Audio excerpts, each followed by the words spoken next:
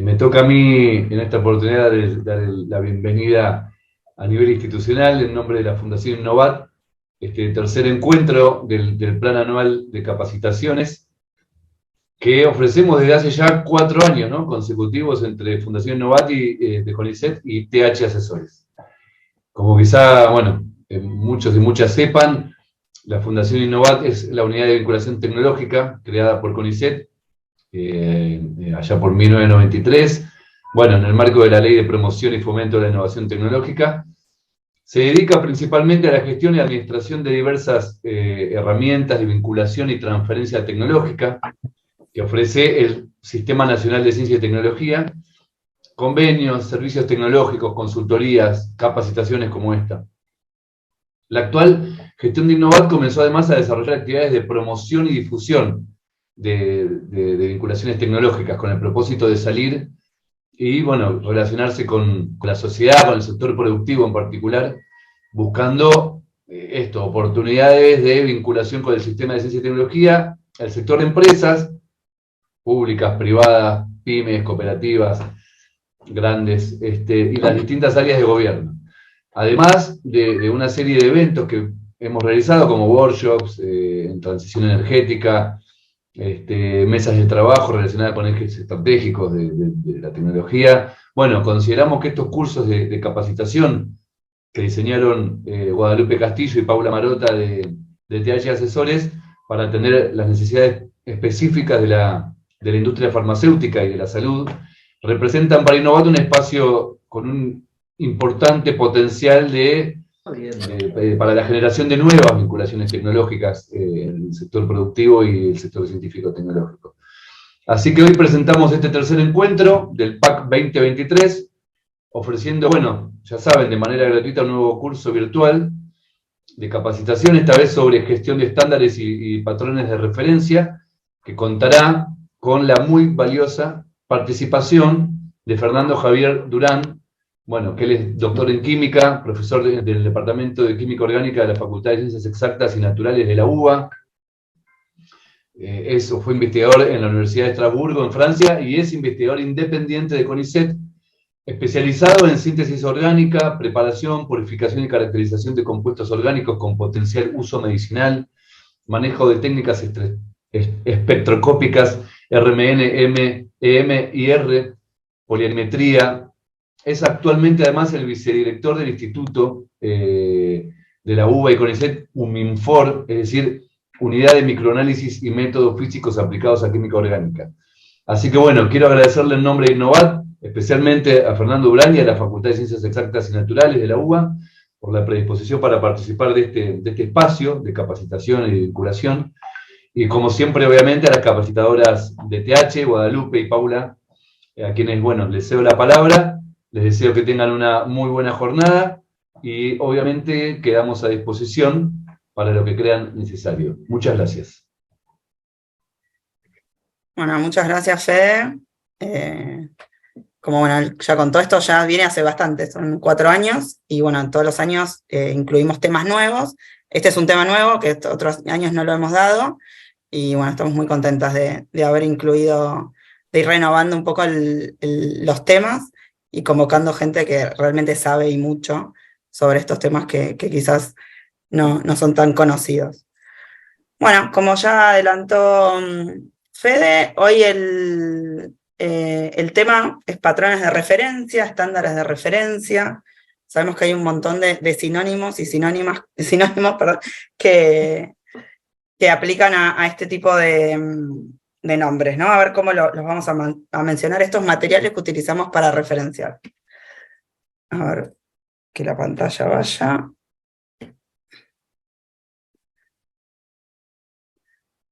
Bueno, calibrando la presentación. Pero que faltaría la presentación. Ahí está.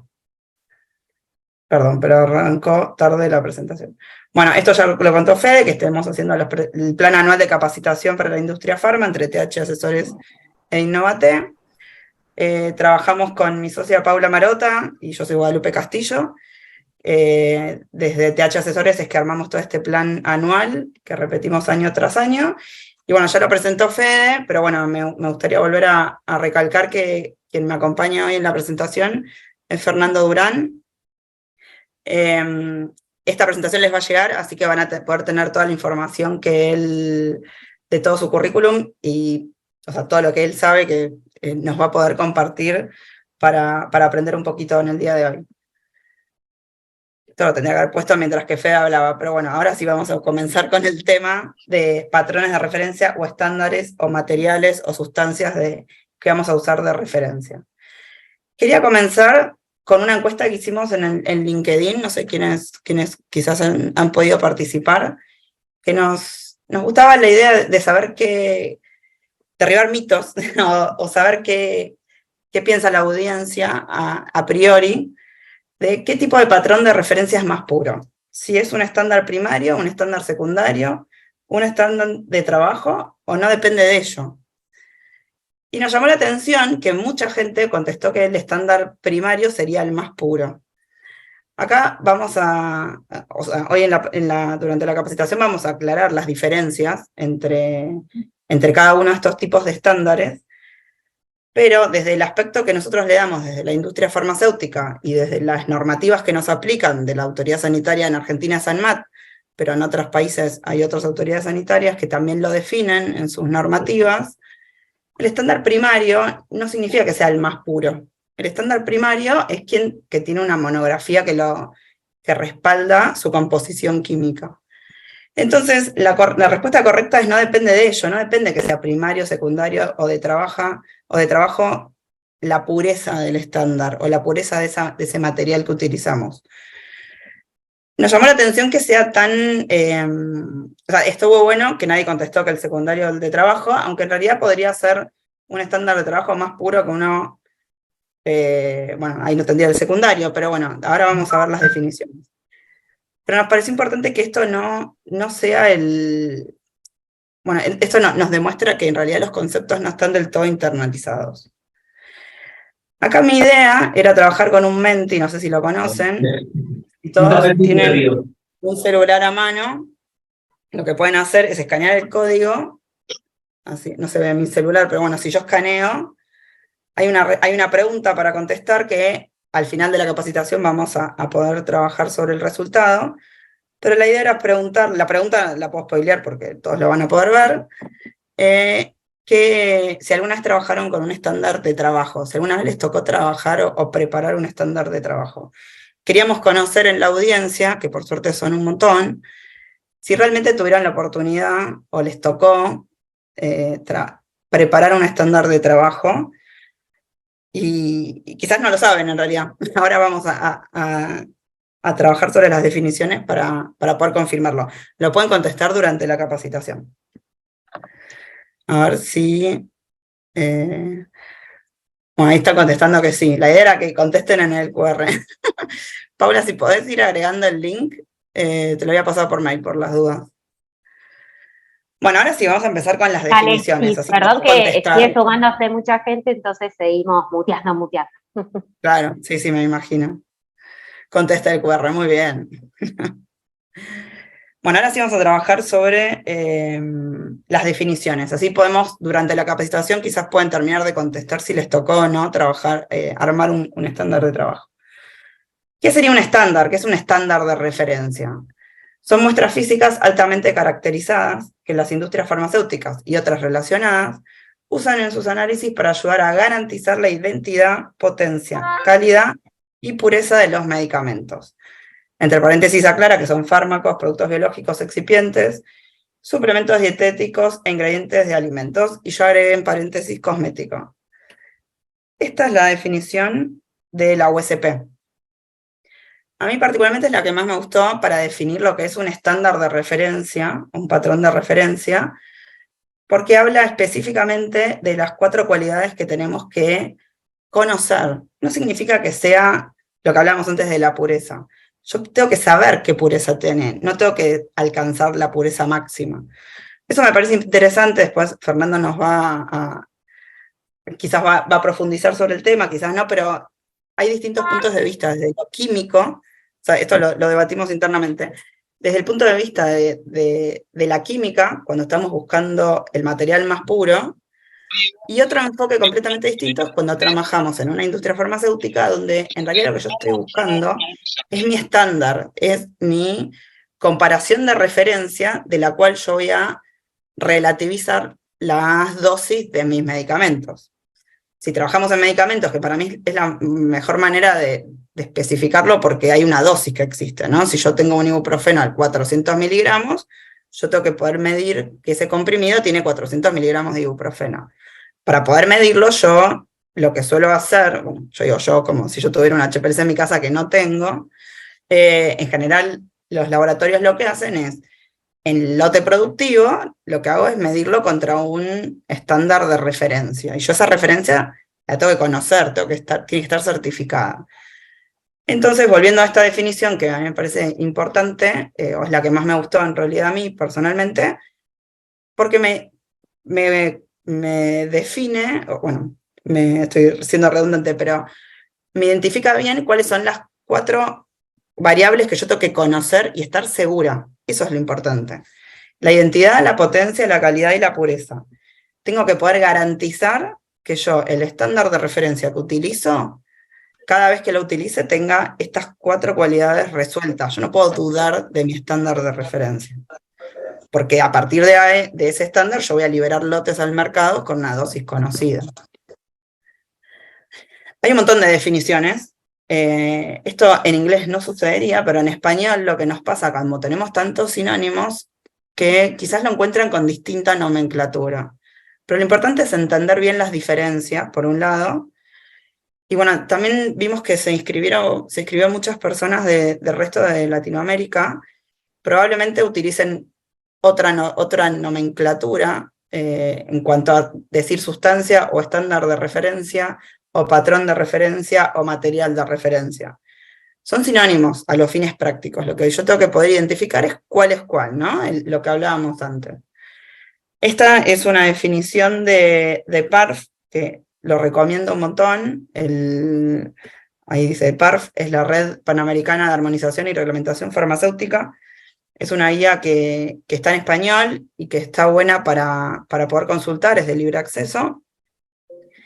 Y acá también vuelve a hacer hincapié en que yo lo que necesito es tener un material uniforme, una sustancia uniforme, y con una pureza adecuada para lo que yo voy a usarla, ¿no? Que en este caso sería la comparación y liberación de lotes al mercado de medicamentos u otros productos referentes a la salud. Después tenemos también en Argentina, dentro de la farmacopea argentina, también existen sus definiciones. Acá en Argentina, la norma, que sería la farmacopea argentina, habla de sustancias y patrones. Por si no lo saben, la farmacopea argentina es ley, o sea, sale como ley a nivel nacional, más allá que la emite ANMAT, que es el ente regulador, es una ley nacional, entonces es de cumplimiento obligatorio. Estas son páginas web que las googlean y está todo, todo esto es libre. Las sustancias de referencia de farmacopea argentina también habla de un material uniforme, de una uniformidad comprobada, cuya monografía ya ha sido incluida en farmacopea argentina. Ahí empezamos a hablar del concepto de las monografías y las farmacopeas. Y esto es lo que le da el contexto, o el que le da el contexto a los patrones de referencia. Vamos a seguir con las definiciones, que nos gusta definir. Esto está sacado de la disposición de buenas prácticas de fabricación para medicamento humano, que es de ANMAT. Abajo está la disposición, la 3602 del 2018, que después sufrió 2 modificaciones, la 3827 y la 9707. Pero bueno, justo este anexo, el 4, no sufrió modificaciones, así que en cualquiera de las 3 disposiciones que lo busquen va a ser igual. Justo ahora está saliendo, de paso les comento que está en debate público una nueva actualización. Si me acuerdo, me voy a anotar, lo vamos a mandar con la encuesta al final, para que quienes quieran participar puedan hacerlo. Está bueno mantenerse actualizado y ver cuáles son las tendencias y la consulta pública que hacen las autoridades regulatorias. Dicho este paréntesis, volvemos. Esta es el anexo 4 de las buenas prácticas de fabricación de la norma, que hoy en día es la vigente. Y lo que nos dicen es que son sustancias de referencias. Bueno, voy a hacer un detalle también en cuanto a esto de los sinónimos. El anexo se llama materiales de referencia, y acá cuando empieza a definir, habla de sustancias y habla de estándares. Es lo que les decía antes, ¿no? Hay muchos sinónimos. Lo importante es que lo definan bien en sus procedimientos internos, que cada uno de los integrantes del laboratorio que tienen que trabajar con estándares conozcan bien la nomenclatura de las definiciones que haya establecido cada laboratorio. Entonces, las sustancias de referencia son las que figuran en las monografías. En el caso de Argentina sería de la Farmacopea Argentina, pero también conocemos que hay otras farmacopeas internacionalmente reconocidas, como es la USP, que es de Estados Unidos, o como es la EP, que es la Farmacopea de Europa, y hay muchas más. Pero lo importante es que esta sustancia que yo estoy buscando tener un material de referencia, figura en la monografía. O sea, es una molécula conocida, estudiada, donde yo conozco perfectamente las características físico-químicas de esa molécula. Entonces, por eso están incluidas en una monografía. Sigo con el texto. Lo que dice es que la ausencia de estas referencias dificulta las posibilidades analíticas correspondientes. O sea, si hay una molécula que todavía no está en una monografía, que de hecho pasa, es bastante común, que las farmacopeas no incluyen todas las moléculas que están hoy en día en el mercado, en los medicamentos, ni hablar si hablamos de, bueno, o impurezas, o suplementos dietarios, o esto que hablábamos antes de los cosméticos, donde quizás es más difícil que esté la monografía desarrollada, pero yo el estándar lo necesito igual. Acá ya me está planteando que cuando no tengo estas referencias, me genera problemas analíticos. De alguna manera, dificulta las posibilidades analíticas. Entonces acá lo que abre es la puerta para poder generar o estándares secundarios o estándares de trabajo por parte de los usuarios. Usuarios serían los laboratorios. Entonces también es importante, o sea, acá lo que plantea es que el usuario es quien tiene que definir los criterios. Para que se está re fuerte esto. Define los criterios y la responsabilidad de generar preparar estos estándares es del usuario. Usuario quiere decir los laboratorios que lo necesitan. Luego, la autoridad sanitaria, dentro de sus inspecciones, ya sea de GMP o de habilitación, resolverá si está bien hecho o no el trabajo de la preparación de estándares. Pero por eso es tan importante que los usuarios conozcan estas definiciones, conozcan cómo generar un estándar secundario, un estándar de trabajo, y a partir de ahí trabajar correctamente dentro del laboratorio. Acá vuelve a decir, bueno, yo estoy spoileando el texto porque yo lo conozco, pero bueno, justamente lo que dice es que el usuario debe establecer estos criterios que permiten garantizar la confiabilidad de los resultados. Como les decía antes, esto les va a llegar, la idea no es leer todo el texto completo, yo fui remarcando las cosas más que me parecieron más importantes, y por eso vamos charlando de determinadas frases que son las que me parece importante que se lleven como conclusiones. Entonces acá aparecen los tres tipos de estándares que solemos encontrar en un laboratorio. Tenemos un estándar primario, un estándar secundario y un estándar de trabajo. Eso era justamente lo que venía de la encuesta, ¿no? En la encuesta les preguntábamos cuál de estos tres estándares era más puro. No tendría que haber dado la respuesta al principio, tendría que haber sido al final, como conclusión de la capacitación, la eficacia de la capacitación, si me podían responder lo mismo, si consideraban la misma respuesta que al principio. Bueno, el estándar primario. Acá aclaré que estándar lo solemos abreviar como STD, bueno, es algo que para mí es muy cómodo la abreviación, para que no me quede muy larga la frase. Un estándar primario es una sustancia de referencia oficial según una monografía farmacopeica. Acá cuando hablamos de estándar primario ya ya dejamos de hablar solo de la farmacopea argentina. La farmacopea argentina es muy útil, es de las pocas farmacopeas a nivel mundial que es de libre acceso, ¿no? Uno no tiene que pagar para poder acceder a la farmacopea argentina. A mí me parece que eso es un gran mérito que tenemos en el país. Por eso me gusta recalcarlo. Para poder acceder a la USP, que es la farmacopea de Europa, de Estados Unidos, o la EP, que es la farmacopea de Europa, son pagas. Pero bueno, la farmacopea argentina no tiene o no cuenta con tantas monografías como cuentan otras farmacopeas del mundo. Aclaro que también la farmacopea japonesa es gratuita, está en japonés y en inglés también, para que no se asusten, porque en japonés dudo que a mí se me costaba un poco entrar. No es tan sencilla de navegar, pero bueno, se puede encontrar, es de acceso libre también y es gratuito el acceso.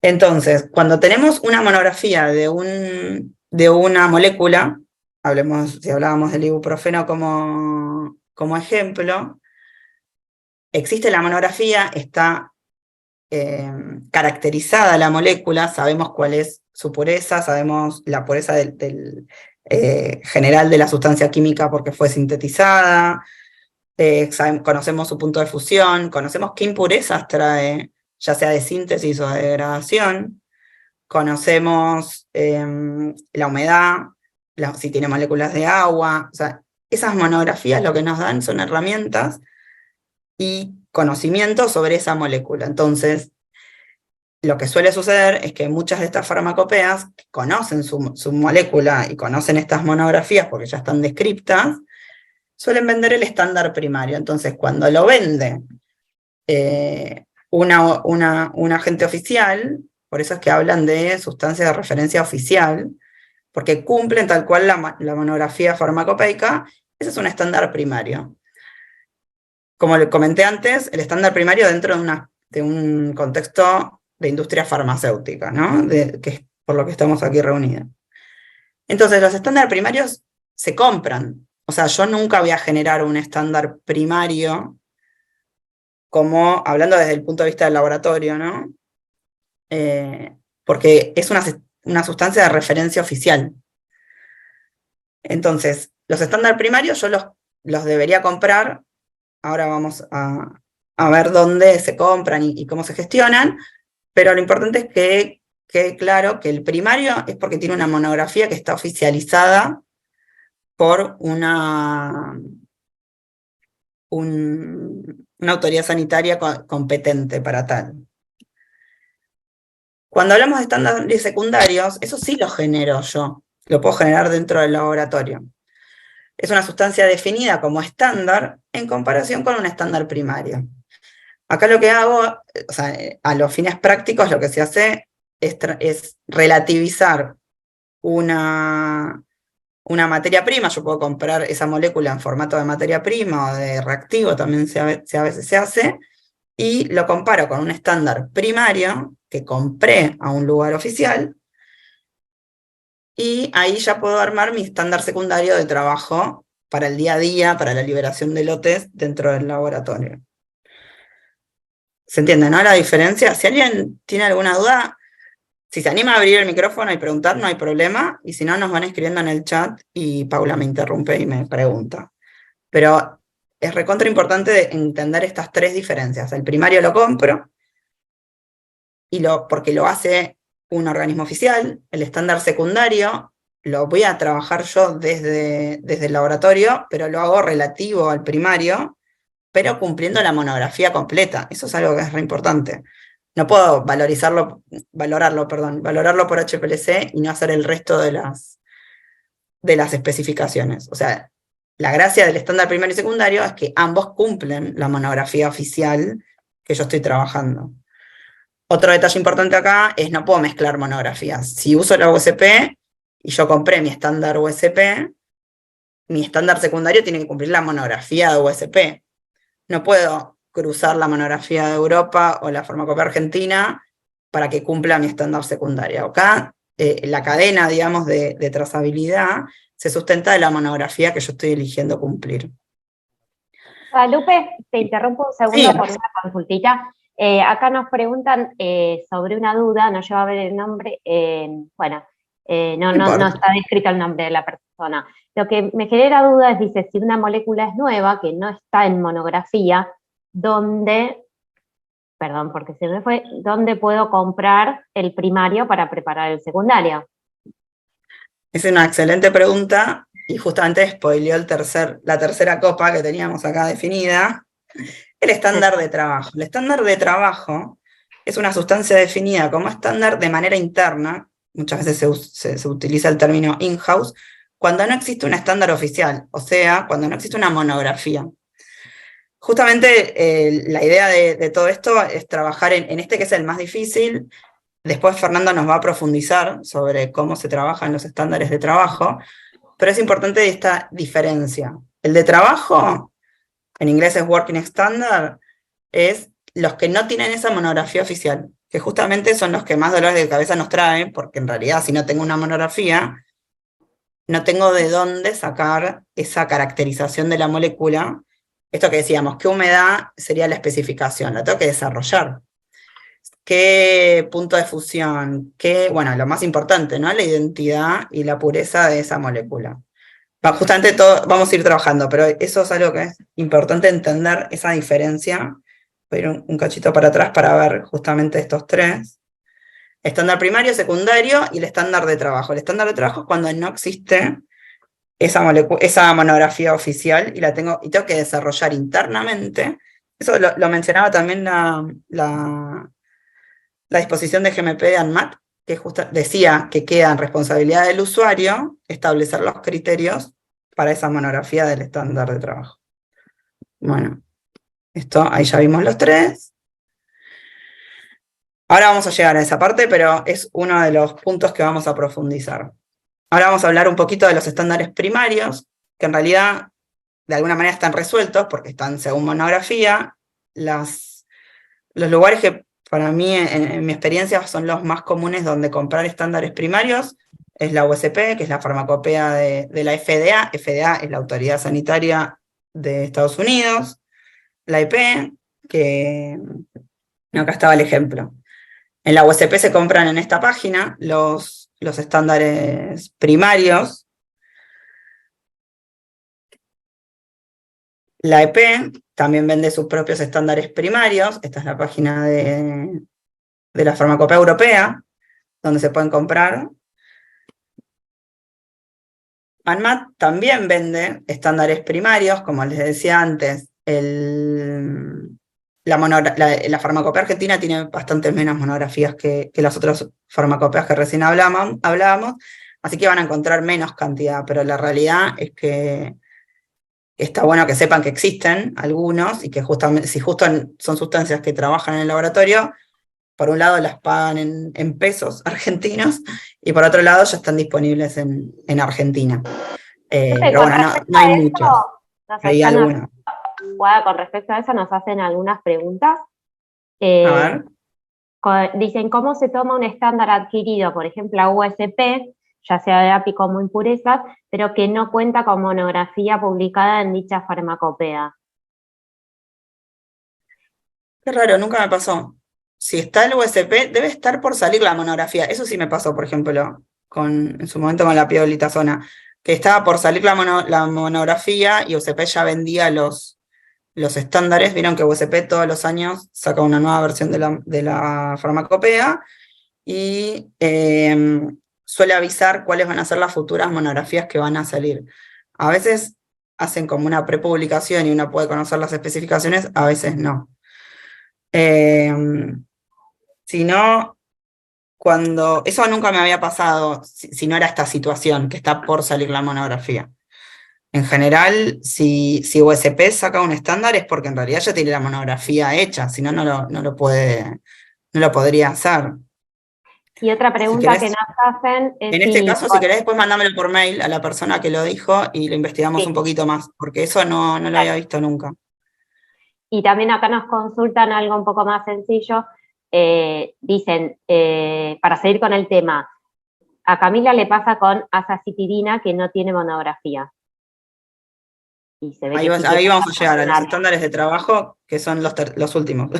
Pero vamos a llegar justamente a los que no tienen monografía, ¿cómo los construimos? Y otra consulta es si pueden analizar todo con USP y el método de pureza, por ejemplo, usar el de EP. Y no, ahí justo que no. Ahí la realidad es que si yo me baso en una monografía, no las puedo intercambiar, salvo que sean iguales, ¿no? O sea, las dos farmacopeas más importantes, que es la USP y la IP, vienen haciendo un trabajo de armonización bastante importante, creo que desde el 2008 más o menos que se empezaron a armonizar. Obvio que si están armonizadas sí se pueden intercambiar porque están armonizadas, pero si no están armonizadas, no, yo tengo que usar la monografía completa. O sea, eso es algo que es importante. Lo recalco porque es muy común, o sea, en general uno tiende, me ha pasado a mí personalmente también, que a veces es porque, bueno, la columna me es más cómoda, porque es más rápido el método, porque no me sale del todo bien el que está en la monografía, que debería ser la que va. Yo tengo que tratar de respetar siempre las monografías, ¿sí? Justo me escucha. Las monografías para eso están, porque en realidad USP se toma el trabajo de caracterizar la molécula, define esa monografía, y bueno, para eso está ese método. Estaríamos ahora entrando en un tema que no compete al día de hoy, digamos, pero bueno, no siempre, o sea, en lo que es validaciones, de hecho fue el del mes pasado, no siempre es fácil validar los métodos de las farmacopeas. A veces no salen tan bien como uno quisiera, pero bueno, hay que esmerarse un poquito, dar un poco de creatividad. Hay un capítulo donde te permite modificar las monografías codificadas para poder ajustarlo. Además está decir, yo esto no lo aclaré porque, bueno, es tema sería profundizar en otros temas, pero los métodos que yo utilizo analíticamente tienen que estar validados. Ni hablar para la generación de estándares. O sea, no puedo trabajar con un método que no esté validado. Y bueno, las monografías es lo que hablábamos antes, las tenemos que cumplir por completo. Para eso es lo que caracteriza y lo que te asegura, y lo que decía la norma, justamente garantiza que ese material cumple con esas especificaciones. Bueno, esto lo voy a pasar rápido porque me parecen interesantes las preguntas y justamente son casos reales. Lo conozco, lo he vivido en carne propia, así que paso rápido. Las otras farmacopeas que estábamos eran la británica. Sinceramente, yo nunca compré británica, pero existen. Calculo yo que desde Europa sería más fácil. Bueno, ahora que no están en la comunidad, capaz que tienen su propia... armar una farmacopea distinta, porque antes la EP y la británica iban de la mano. Ahora que salieron de Comunidad Europea, ya ahora están como dos farmacopeas independientes. Después existe el NIST, que, bueno, los últimos dos, NIST y ATCC, que son para estándares muy particulares. Por ejemplo, este es un anticuerpo monoclonal humanizado para IgG.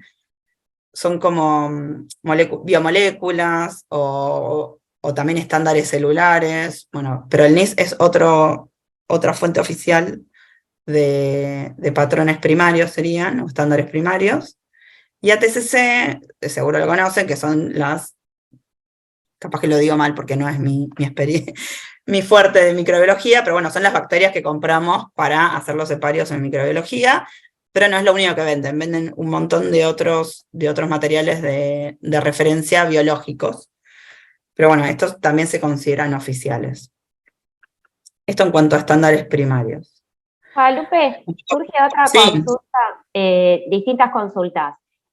Hay alguien que pregunta algo, a ver si me ayudás porque yo no termino de entender, sobre en qué capítulo de la USP se indica que se puede modificar el criterio de la monografía. Yo, la verdad es que lo invitamos a Quintana si quiere abrir el micrófono porque no igual sí, yo lo entendí. Lo que tiene es que no me lo sé de memoria. Me mande un mail. Que me mande un mail y se lo contesto. Lo tengo, pero no me lo sé de memoria. Pero hay un capítulo donde es el que, el capítulo se llama... 621, dice Mariano, no sé.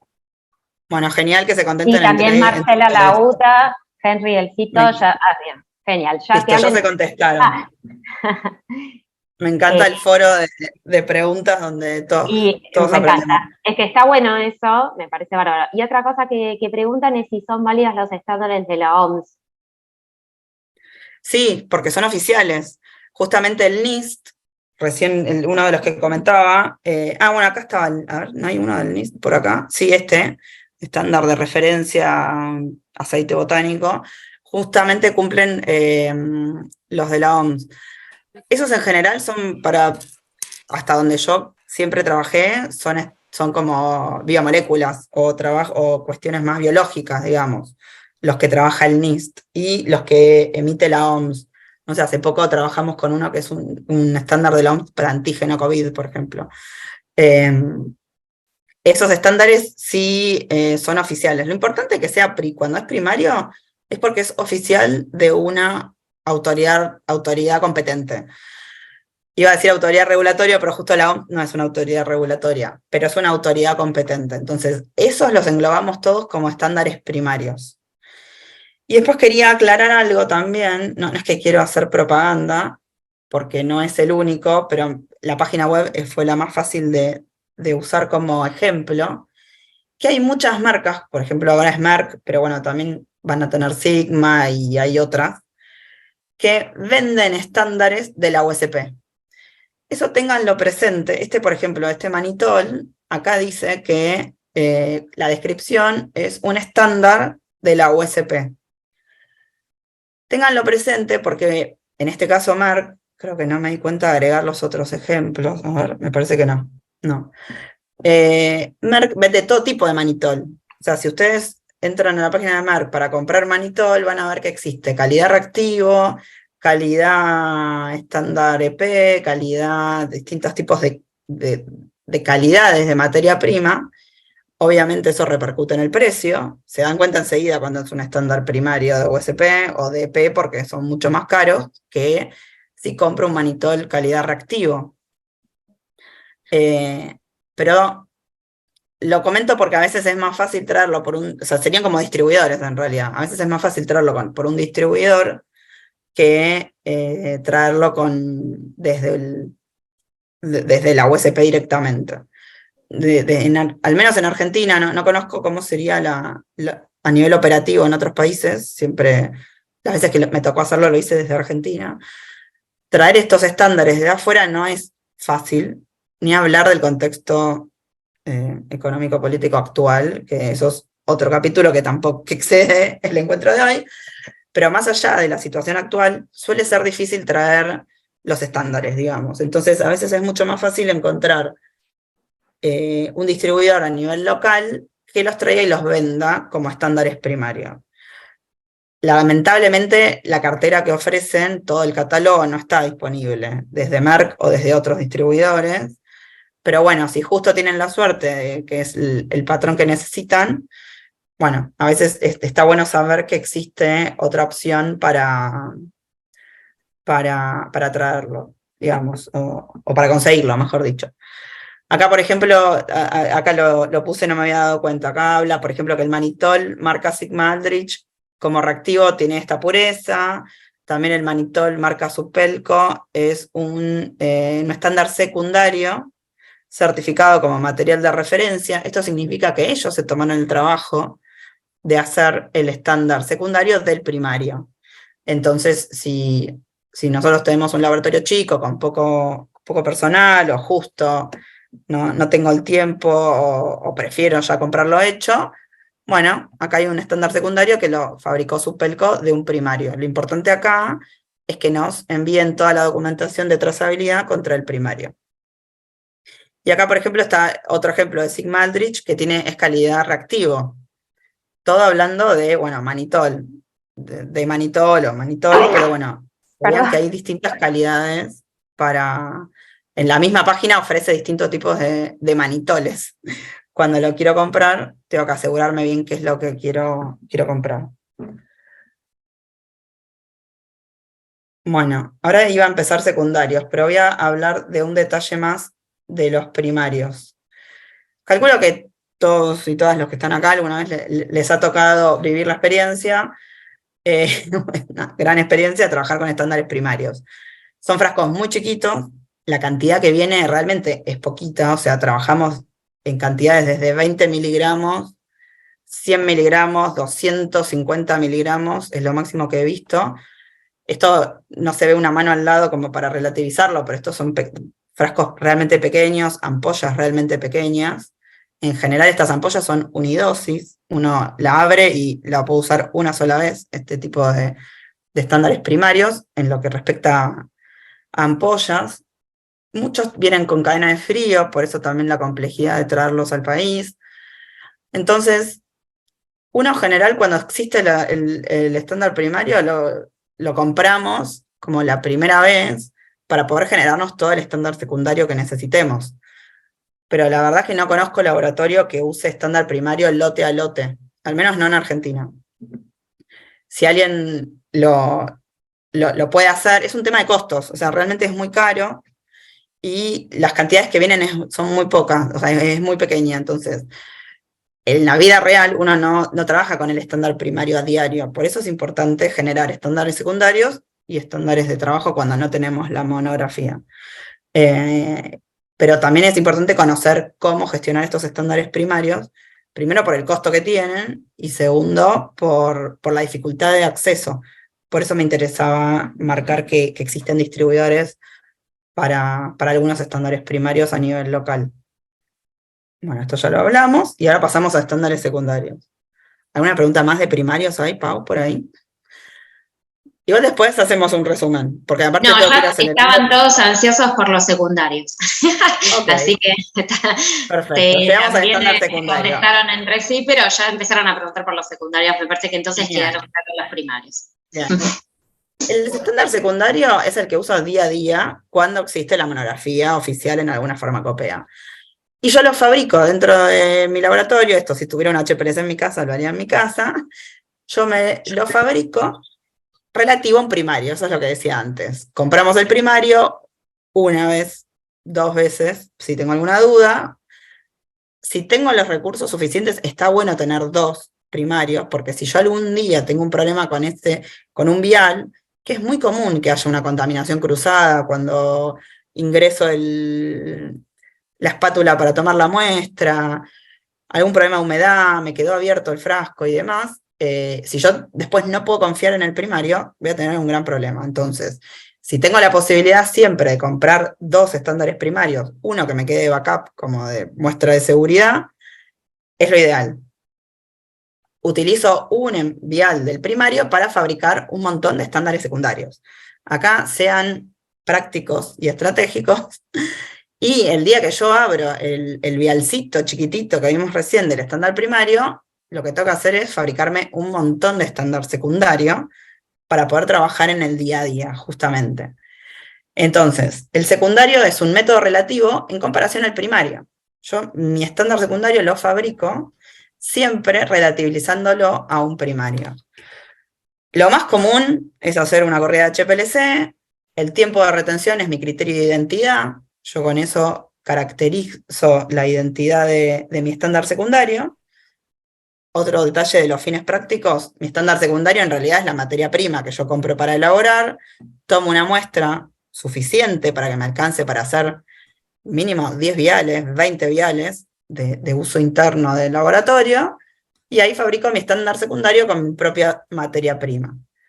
Para poder fabricar este estándar secundario, hay en la GMP Argentina, en la norma, está detalle súper detallado en ese anexo 4 que les mencioné antes, cómo fabrico mi estándar secundario.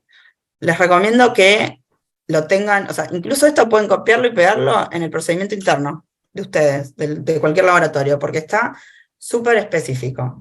Acá te dice, la cantidad mínima de determinaciones a realizar.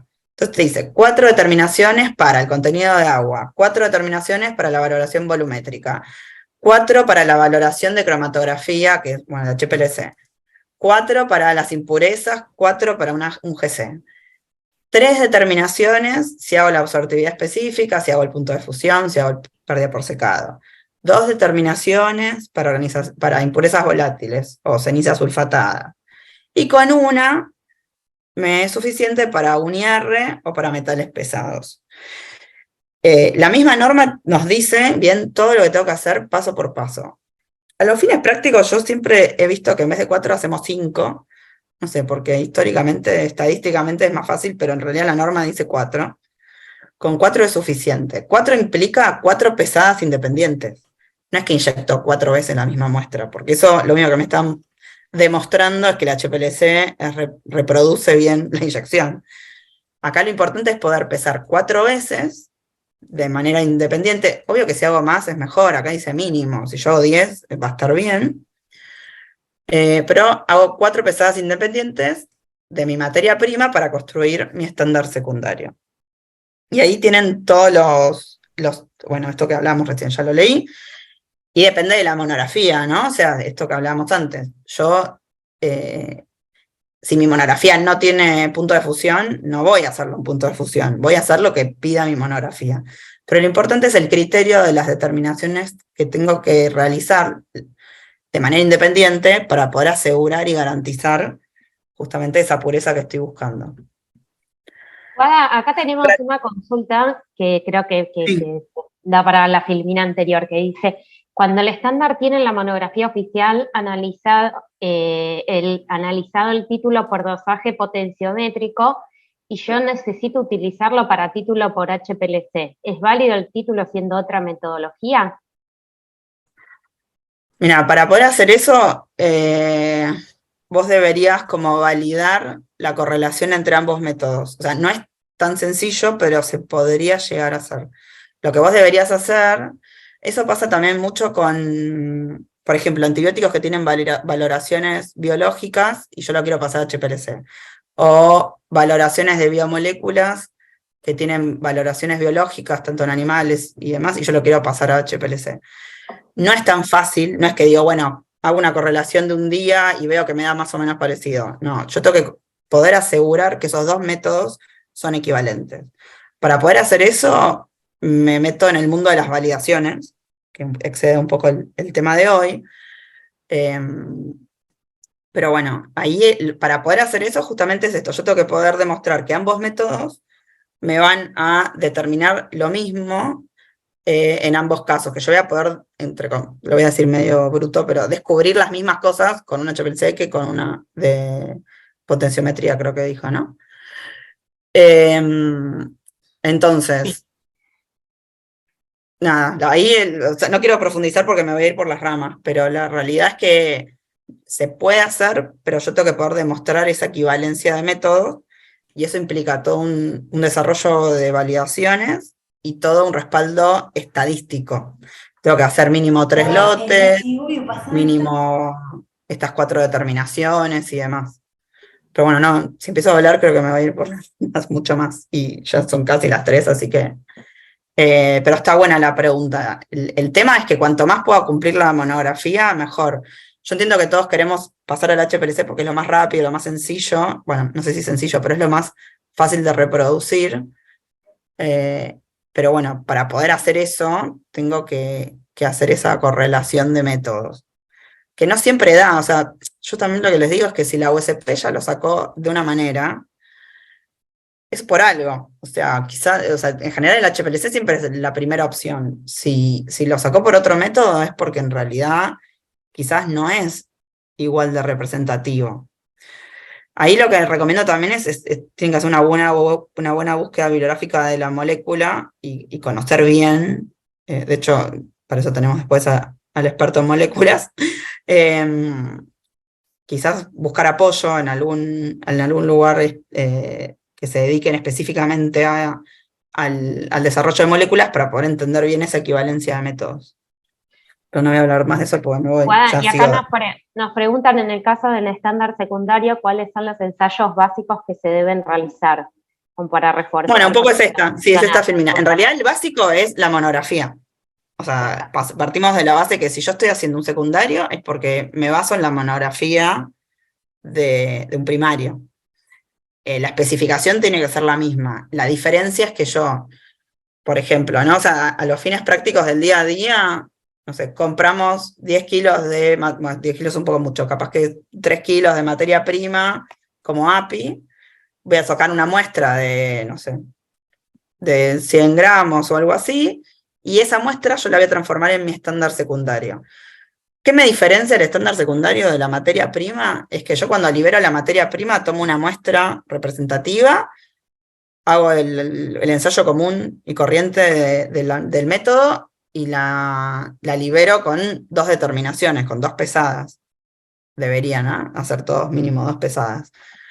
Si yo quiero generar un estándar secundario, acá lo que me pidan MAT, lo que me pide la disposición, es que de mínima haga 4 determinaciones para el contenido de agua, para la valoración. Entonces yo lo que estoy aumentando es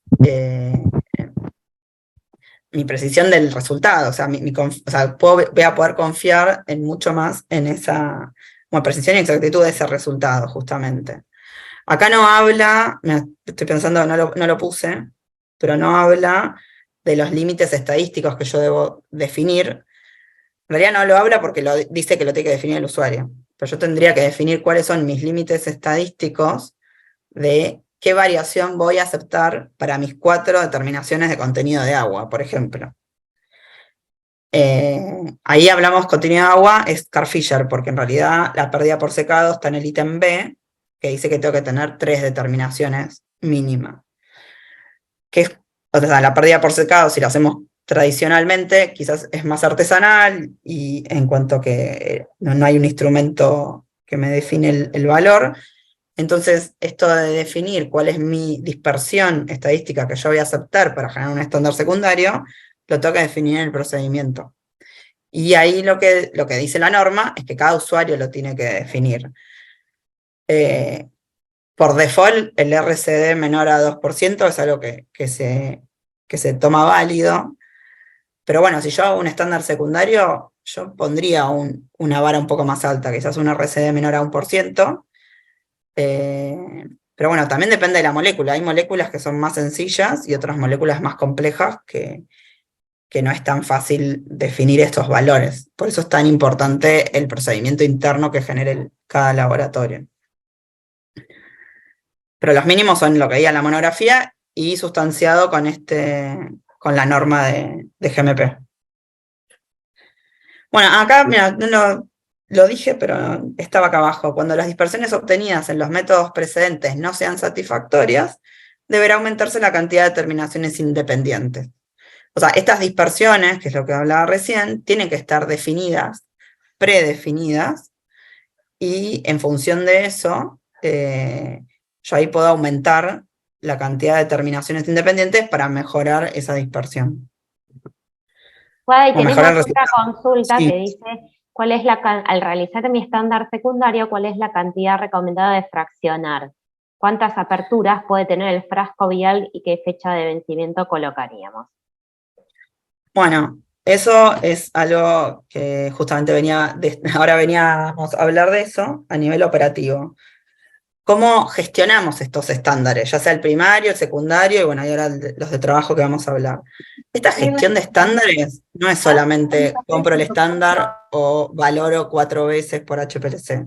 La gestión de estándares implica toda esta documentación de trazabilidad que hablábamos antes, justamente lo que recién preguntaban, el fraccionamiento de esta materia prima que yo decidí transformarla en estándar secundario, el almacenamiento, el buen uso, que habla en cantidad de aperturas, esta contaminación cruzada que a veces pasa, es común, o sea, es algo que pasa en la contaminación cruzada con las espátulas o con cualquier otra cuestión, el control de stock que yo tengo que hacer, y el descuento de stock, que también tengo que hacer a medida que se van consumiendo los frascos.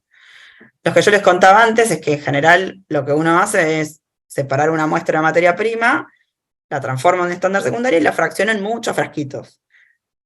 En general estos frasquitos lo que hacemos siempre es resguardarlo en un lugar donde tenga humedad controlada. Todas estas moléculas son... La gracia de poder mantener esa pureza de esas moléculas es mantenerle la humedad. Si el frasco, esto de la apertura de frascos, que es una muy buena pregunta para quienes no están muy familiarizados, lo que me afecta directamente es la cantidad de humedad que va a absorber el frasquito, o sea, la materia prima, mejor dicho, es la que absorbe, es la molécula, la materia prima, y eso me altera la valoración, digamos, me altera el grado de pureza que yo voy a tener. No hay algo definido, o sea, realmente lo tienen que definir en función de cuántos lotes al mes hacen. O sea, yo lo que les recomiendo es que si, por ejemplo, fabrican ibuprofeno y lo fabrican todas las semanas, y ustedes saben que ese frasco, o sea, un frasco que llenan, si lo lleno a tope, me puede durar 6 meses, pero yo lo voy a abrir todas las semanas, yo debería trabajar en fraccionar menos cantidad para que ese frasco no sea abierto tantas veces. Siempre y cuando sea una molécula higroscópica. Si fuera una molécula que no es higroscópica, que la humedad no le afecta, lo cual es prácticamente imposible, pero podría pasar, bueno, yo ahí me independizo y no me importa que lo abran muchas veces. Eso es el trabajo del buen uso. El buen uso de estos estándares afecta un montón en esta confiabilidad del resultado. Entonces, ahí la recomendación es que evalúen cuántas veces al mes lo van a abrir. No hay un tema, no es un tema de meses, no es que digo, ay, si lo abro muchas veces al mes o pocas veces, no es un tema del mes, es lo que me va a durar el contenido que está adentro. Si yo voy a fabricar esta cantidad de frasquitos, acá la foto me quedó mal, porque en realidad la idea es que cada una de estas fotitos es un frasquito independiente, como se ven las fotos de al lado, que yo ahí puedo ver que de cada estándar secundario fabrico muchos frasquitos. Si cada frasquito de estos me va a durar 3 años, pero lo voy a abrir 5 veces por mes, y no me sirve, porque claramente lo estoy abriendo en demasía. Fíjense que los estándares primarios incluso vienen para single use, pero un solo uso. Porque cada vez que yo lo abra, me va a afectar. Lamentablemente vivimos en un lugar, en una cuenca que es muy húmeda. Si yo trabajara, no sé, en Jujuy, donde la humedad es muy baja, y capaz que me puedo dar el lujo de decir, bueno, el frasquito me puede durar un montón.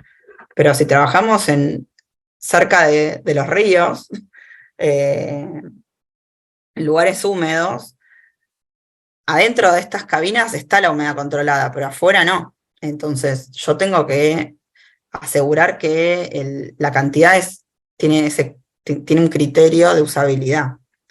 Eso, de hecho, lo dice la norma, esto que dice cada usuario debe definir y cómo garantizar todas estas cosas que estamos hablando. Otra cosa importante, hay muchos estándares que son de cadena de frío. Jamás puedo usar un estándar, o sea, pesarlo como estándar en temperatura fría. Siempre hay que retirarlo un ratito antes y utilizarlo a temperatura ambiente, porque la temperatura también puede modificar las características que tenga la materia prima. Voy a empezar a meterle un poco de pata porque no voy a llegar. Pero bueno, tiene un montón de temas, un montón de aristas que a los fines prácticos realmente hay mucho para hablar, y para mí hay poca bibliografía que hable de este tema. Yo todo esto lo he construido con los años y me ha tocado trabajar y sufrir mucho con los estándares, así que conozco que no hay mucha info donde preguntar. Dentro de lo que es documentación, le puse así, mis certificados, lo que yo hago en mi laboratorio, o en mi casa, si tuviera un HPLC. Bueno, el estándar, estos certificados que yo emito, son los que tengo que trabajar y documentar. Pueden estar en papel, pueden estar electrónicos. Bueno, eso ya también es tema de otros capítulos, de la firma digital, firma en papel. Pero bueno, la documentación que me avala que mi estándar secundario, mi estándar primario de trabajo, es la correcta, es la que tengo que yo siempre almacenar. Y siempre tengo que tener un procedimiento de gestión de estándares, o llámenlo como quieran, fabricación, generación del estándar, que me diga cómo defino yo estos criterios. Una recomendación sencilla es tomar la GMP, o sea, la norma de ANMAT, que es de público conocimiento. Después se las agregamos en el link. Cuando les enviamos la encuesta, le vamos a agregar el link de la GMP en el anexo 4. Ahí dice tal cual lo que hay que hacer para hacer un estándar secundario. Sí, igual que adelanto un detalle, que lo quise hacer recién en el chat porque surgieron muchas preguntas, pero está en caída la página hoy por hoy. Así que bueno. Bueno, además todos saben, ¿no? No venimos con un problemita. Por eso la provena andaba, así que la podemos sumar en el mail a ver si ahí anda, o si no se las paso ahora y guárdenla, pero ahora está caída. Eduardo Gómez levantó la mano, ¿podés, si querés escribirlo en el chat o...? Hay alguien que está intentando escribir, ¿puede ser que me dejaron de escuchar? Yo te escucho bien. Ah, bueno. Y Eduardo, o sea, te podés Gómez, desmutear, si querés abrir el micrófono. Te podés desmutear o o escribió en el chat, o capaz se confundió y le tiró la manita. Sí. Bueno, yo sigo, porque si no, le estoy robando Sí. minutos a Fernando. Dale. Otra cosa importante es el rótulo. Si es primario, obviamente nunca lo tengo que tapar. Acá de Farmacopea Europea. Tiene toda la información que yo necesito. Si es secundario, lo tengo que generar yo. En la siguiente filmina está el listadito de la información mínima. Los certificados de estándares primarios y o de la materia prima que yo voy a transformar en mi estándar secundario. USP tiene una característica que uno lo tiene que bajar de la página, porque la valoración de esa materia prima puede cambiar con el tiempo, así que es una buena práctica recurrir, o sea, hacer una revisión periódica, no digo todos los días, no digo todos los meses, pero una vez por año, cada vez que la USP saca su nueva versión, debería volver a verificar que mi frasquito de estándar primario que yo compré y guardé y atesoro, no haya cambiado su pureza, justamente porque a veces pasa. Y los datos crudos, todos los datos crudos los que yo generé para generar mi estándar secundario o de trabajo, los tengo que guardar, siempre. La documentación, esto está sacado también de las buenas prácticas de fabricación de ANMAT, acá dice el rótulo de envases de sustancias de referencia, debe constar como mínimo del nombre de la sustancia, el lote, la fecha de vencimiento o de reanálisis, que ahora vamos a una pregunta que había estado en el chat, cuando corresponda, y el número de veces que fue abierto el envase. O sea, acá dice a medida que voy abriendo el envase. Si yo defino cuánto es el máximo, es lo ideal. Pero bueno, esa cantidad de aperturas de envases va a depender de la molécula por un lado y la cantidad de veces que yo necesito abrir el envase, digo por mes, por decir una unidad de tiempo. Puede ser cada 6 meses o puede ser por año. Todo va a depender de la cantidad de lotes que fabriquen o la cantidad de veces que necesiten abrir el envase. Los estándares primarios, bueno, esto ya lo había contado, que es USP hay que bajarlos. En el resto de las farmacopeas vienen con el frasquito cuando lo compro. Este es uno, lo abrí hace poquito, así que este es uno actual de la USP, que tiene 2 páginas, y acá está justamente la etiqueta con la que viene el estándar de la USP. Aclara que no hay que secarlo, que para aplicaciones cuantitativas tiene esta pureza, etcétera, etcétera. Las cantidades de miligramos que uno compra a un precio altísimo, por eso hay que cuidarlo y atesorarlo. Bueno, ahora llegamos al momento crítico, estándares de trabajo, cuando no existe esa monografía. Ahí ya voy avisando a Fernando cuando estés, o sea, termino esta idea y te cedo todo el conocimiento a ti. Va, al revés, vos no vas a ceder tu conocimiento. Te cedo el micrófono. ¿Qué pasa con los estándares de trabajo? Cuando no existe una monografía, esto es algo que, bueno, a mí me pasó varias veces. Siempre usé en la 2819 del 2004, en la GMP, también estaba este anexo, que sí, no tuvo muchas modificaciones, y también se llamaba anexo 4, así que por suerte no le cambiaron el nombre, y esto está hace un montón, ¿ven? Desde el 2004 que existe esta guía de trabajo de qué hago cuando no tengo una monografía en qué basarme. Acá lo que dice la GMP, de Argentina al menos, de ANMAT, dice que el análisis químico exhaustivo de la molécula para definir mi criterio de identidad, o sea, esta materia prima que yo compro, tengo que saber qué es lo que realmente estoy comprando, y la identidad en cuanto a que no esté como adulterado con otro tipo de moléculas, que a veces son problemas de síntesis o de almacenamiento, si es más otro problema. Pero lo más importante es la identidad y la cuantificación. De manera ideal es contar con un método absoluto. Si yo pudiera cuantificarlo, no sé, con una valoración, y ahí se me resuelven un montón de problemas. Valoro, no sé, 10 veces, porque también es una práctica bastante artesanal, una técnica más artesanal, y con esto ya está, pero la realidad es que no suele pasar. A mí todas las veces me pasó, nunca encontré un método absoluto, y cuando no tengo el método absoluto, tengo que recurrir a construir este criterio de identidad y cuantificación. La norma de la que hablábamos recién, la norma de buenas prácticas de fabricación, en el anexo 4, me dice qué tengo que hacer paso a paso para poder generar la identidad, o asegurar o garantizar, que era el término correcto, y garantizar la identidad y la cuantificación de esta molécula. Acá lo que me dice es que debería ser un ensayo estructural por RMN, y acá me habla, ¿ves? Estándar de trabajo inicial, sí. Estándar de trabajos posteriores, si yo vuelvo a hacer, es como hacer un secundario del de trabajo, pero no estaría del todo bien dicho, es un estándar de trabajo posterior. Si yo ya estoy segura que el RMN me da, que es la molécula que yo estoy buscando, cuando hago el siguiente trabajo no necesito volver a repetirlo. Y acá dice la cantidad mínima de determinaciones. Justo en RMN dice 1, pero por ejemplo en punto de fusión vuelve a pedirnos 3. Esto, bueno, si fuera una mezcla, después, bueno, estos ensayos que ahora nos va a contar Fernando, me dice que con una sola determinación es suficiente. Ahora profundizamos, les prometo, la parte con esto ya termino yo, el reanálisis. Lo de trabajo ahora lo profundiza Fernando. ¿Cómo trabajamos con el reanálisis? Esto está sacado directamente también de la GMP.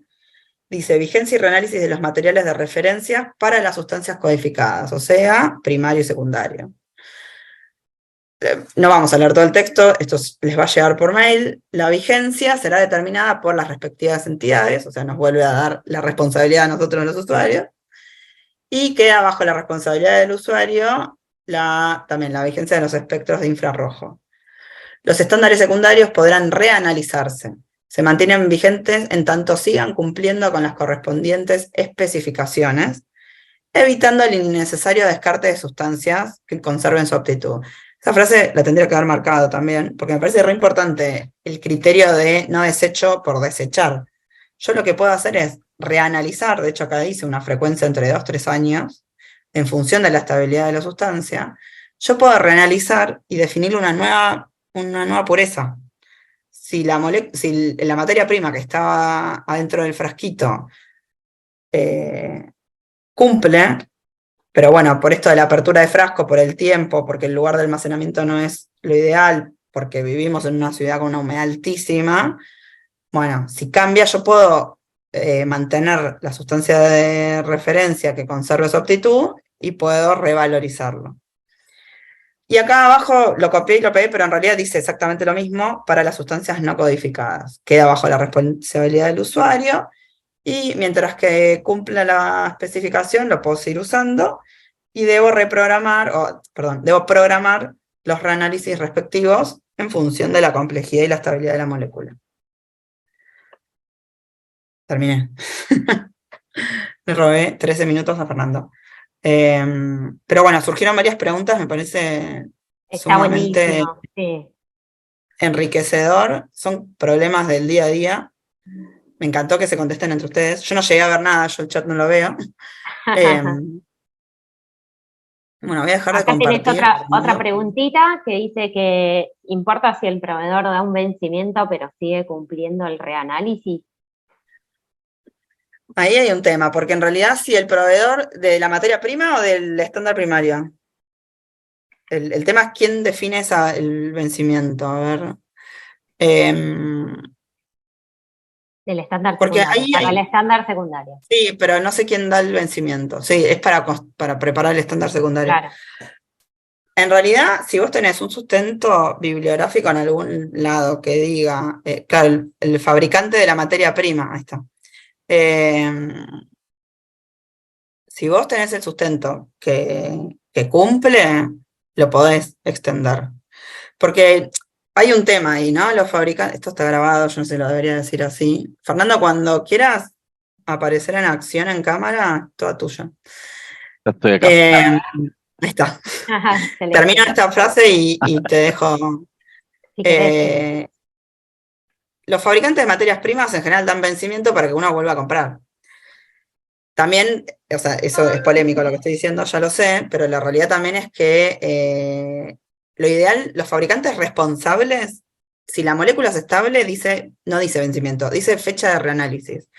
Cuando eso lo dice el fabricante, yo me quedo súper tranquila y uso esa fecha, y dice fecha de reanálisis y lo sigo reanalizando hasta que deje de cumplir para el estándar secundario. No, en producción es otra cuestión, no estamos hablando de eso. Si el fabricante dice vencimiento, bueno, yo debería encontrar alguna fuente bibliográfica que me ayude a sustentarlo, pero podría trabajar en ese reanálisis tranquilamente.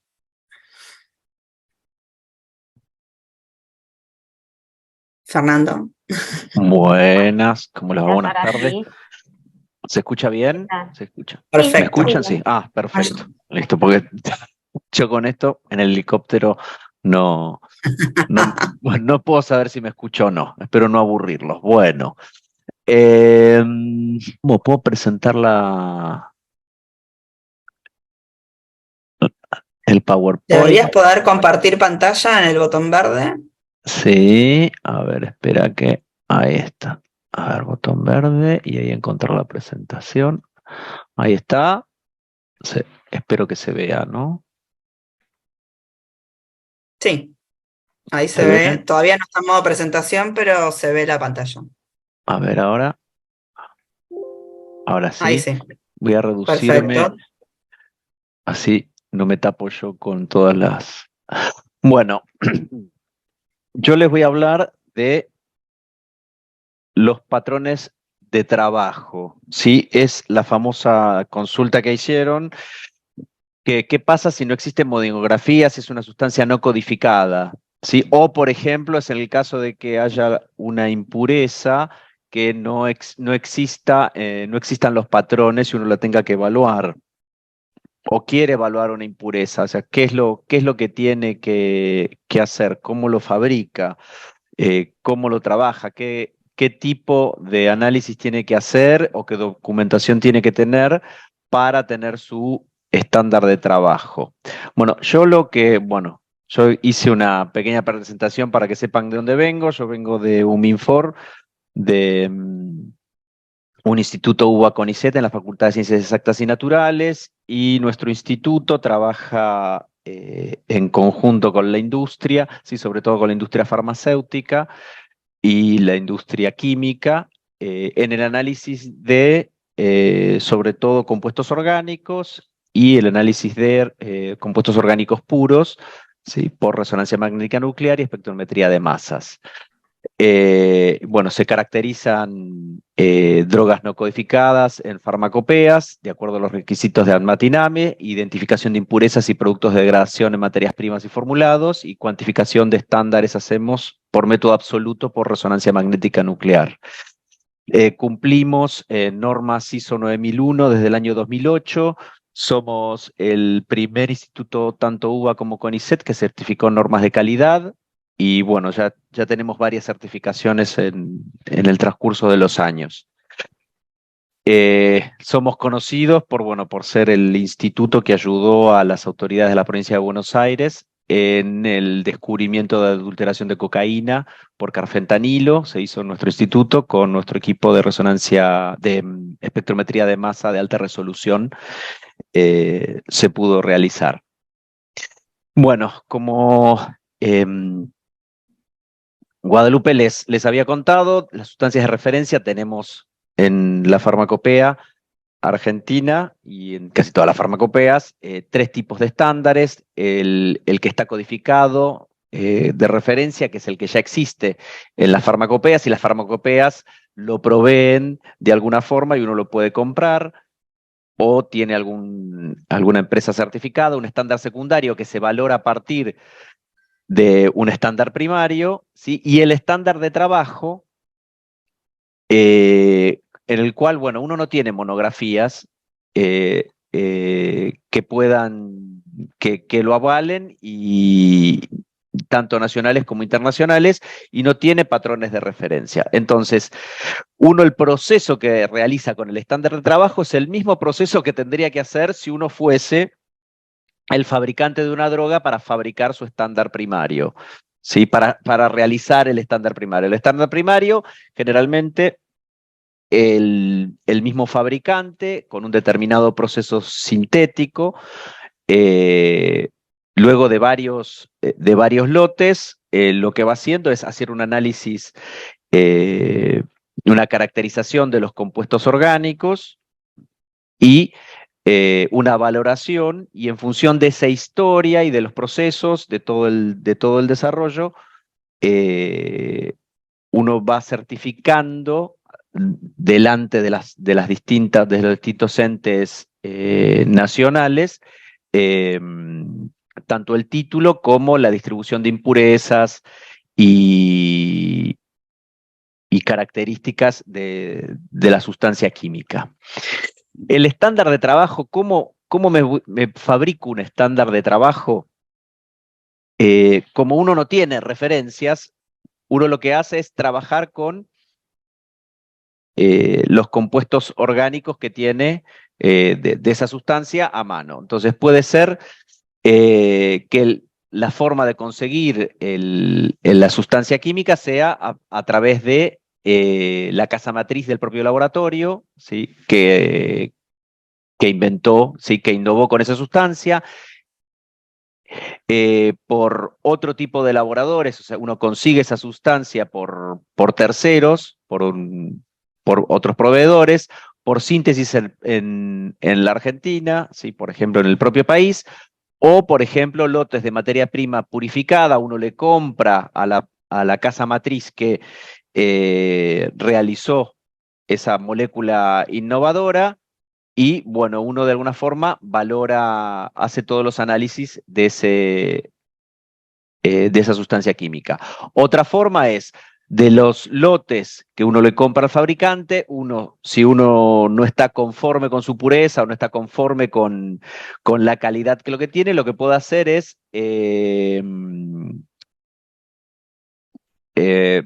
realizar una purificación. A ver, esperen que estoy... Ahí está. Ahí está. A ver, ¿se escucha? Sí, se escucha bien. Bueno, cuando uno va al anexo 4 de la farmacopea argentina, lo que dentro de las análisis que pide, que es lo que, bueno, que se le pide a una sustancia que no está codificada, primero es saber la identidad. Es para saber sobre todo que a uno no le están vendiendo gato por liebre. Tiene que estar seguro, lo tiene que caracterizar. Y la forma que uno tiene, o los análisis de caracterización que uno tiene a mano son, por ejemplo, los de resonancia magnética nuclear y los de espectrometría de masa, que tiene que ser de alta resolución. Ese tipo de equipamiento no es un equipamiento que sea económico, tiene un mantenimiento ya per se, la compra de esos equipos es bastante caro, están arriba de los $800.000 o $900.000, o sea que es una inversión grande, y los mantenimientos de esos equipos son bastante costosos. Entonces, generalmente, ese tipo de equipamientos se encuentran en las unidades académicas, que generalmente le dan un uso continuo y tienen formas de mantenerlos en el tiempo. La industria farmacéutica lo que hace es tomar el servicio de resonancia magnética nuclear y de espectrometría de masa a las unidades académicas. Fíjense que para caracterizarlo utilizan RMN, espectrometría de masa, y también espectroscopía infrarroja. También, una vez que uno ha hecho esos análisis, no necesariamente para la identificación del estándar de trabajo, pero sí para los posteriores, uno tiene que hacer cromatografía líquida de alta eficiencia, o HPLC. Sí tiene que tomar siempre puntos de fusión, porque es un criterio de pureza, y punto de fusión mezcla también, que es de identificación y de pureza. Y también lo que se puede hacer es una calorimetría de barrido diferencial. Yendo a, una vez que uno tiene el título, cuando no se dispone de un método absoluto, uno tiene que ver la pureza de su estándar, lo calcula en función al valor que uno obtiene de esa valoración, y le va restando los porcentajes de, por ejemplo, contenido de agua, impurezas volátiles, impurezas inorgánicas, solventes residuales, y, bueno, dependiendo de la metodología, puede ser también el porcentaje de pérdida por secado. Pero, bueno, algo que es esencial para un estándar de trabajo es, sobre todo, los métodos espectroscópicos, que son resonancia magnética nuclear, espectrometría de masa de alta resolución e infrarrojo. Entonces, ¿qué es la resonancia magnética nuclear? Es una técnica analítica no invasiva. Los compuestos orgánicos se analizan comúnmente los núcleos de hidrógeno, carbono y también, dependiendo de los compuestos, si hay muchos compuestos orgánicos que son ingredientes farmacéuticos, tienen, por ejemplo, fósforo y flúor. Lo que permite esta técnica es, como uno observa núcleos de hidrógeno y carbono, lo que puede hacer es el rompecabezas de la molécula, para que no se vuelvan tan locos y no se asusten. Uno lo que hace es armar un rompecabezas. Con este tipo de técnica, uno lo que puede saber, es una técnica laboriosa y es una técnica que lleva mucho estudio, pero uno puede saber, por ejemplo, cómo están conectados los hidrógenos y los carbonos, y por ejemplo el flúor y el fósforo, entre sí. Entonces es una forma de saber fehacientemente que la molécula que yo obtuve o me están vendiendo es la que corresponde. Se complementa con las otras técnicas espectroscópicas. Entonces, lo que uno obtiene en un análisis de RMN, el output del equipo es, por ejemplo, en el caso de Proton, le da una escala se ve por partes por millón, y uno, en función de los grupos funcionales que tenga la molécula, del pattern que tenga, uno va a saber qué es la molécula correcta. ¿Sí? Esto es en el caso de protón. En el caso de carbono tiene valores más altos, sobre todo para las moléculas orgánicas. Todas tienen carbono e hidrógeno, entonces este análisis es esencial que se haga. Entonces uno puede saber qué grupos funcionales tienen. No sé si saben la audiencia sabe tanto de química orgánica, pero bueno, los grupos funcionales, si tiene compuestos, si tiene grupos aromáticos, si tiene carbonilo, si tiene doble enlace, si está unido a heteroátomos como oxígeno, nitrógeno o halógenos, uno lo puede ver. Entonces, les muestro un ejemplo de cómo se ve un espectro de RMN, cómo se interpreta. Uno ve distintas señales. Fíjense que da distintos valores, uno tiene distintos valores. Bueno, cada una de esas señales corresponde, por ejemplo, en el caso de hidrógeno, a distintos hidrógenos que uno tiene en la molécula. Y uno los puede identificar en función de a qué carbono está unido y el entorno que tenga. Todo eso ya está estudiado y está estandarizado. Lo mismo ocurre con los distintos carbonos de la molécula. El ejemplo que se los doy con el ruxolitinib fosfato, ¿sí? Que es una droga de uso corriente en estos momentos, y uno puede ir viendo que, bueno, uno tiene este patrón de señales. Esto es como más o menos, las caracterizaciones son como las huellas digitales. Si, por ejemplo, la molécula no tiene este patrón, sí, la molécula no es la molécula que me vendieron. Entonces son análisis de caracterización. Eso es lo que tiene de bueno.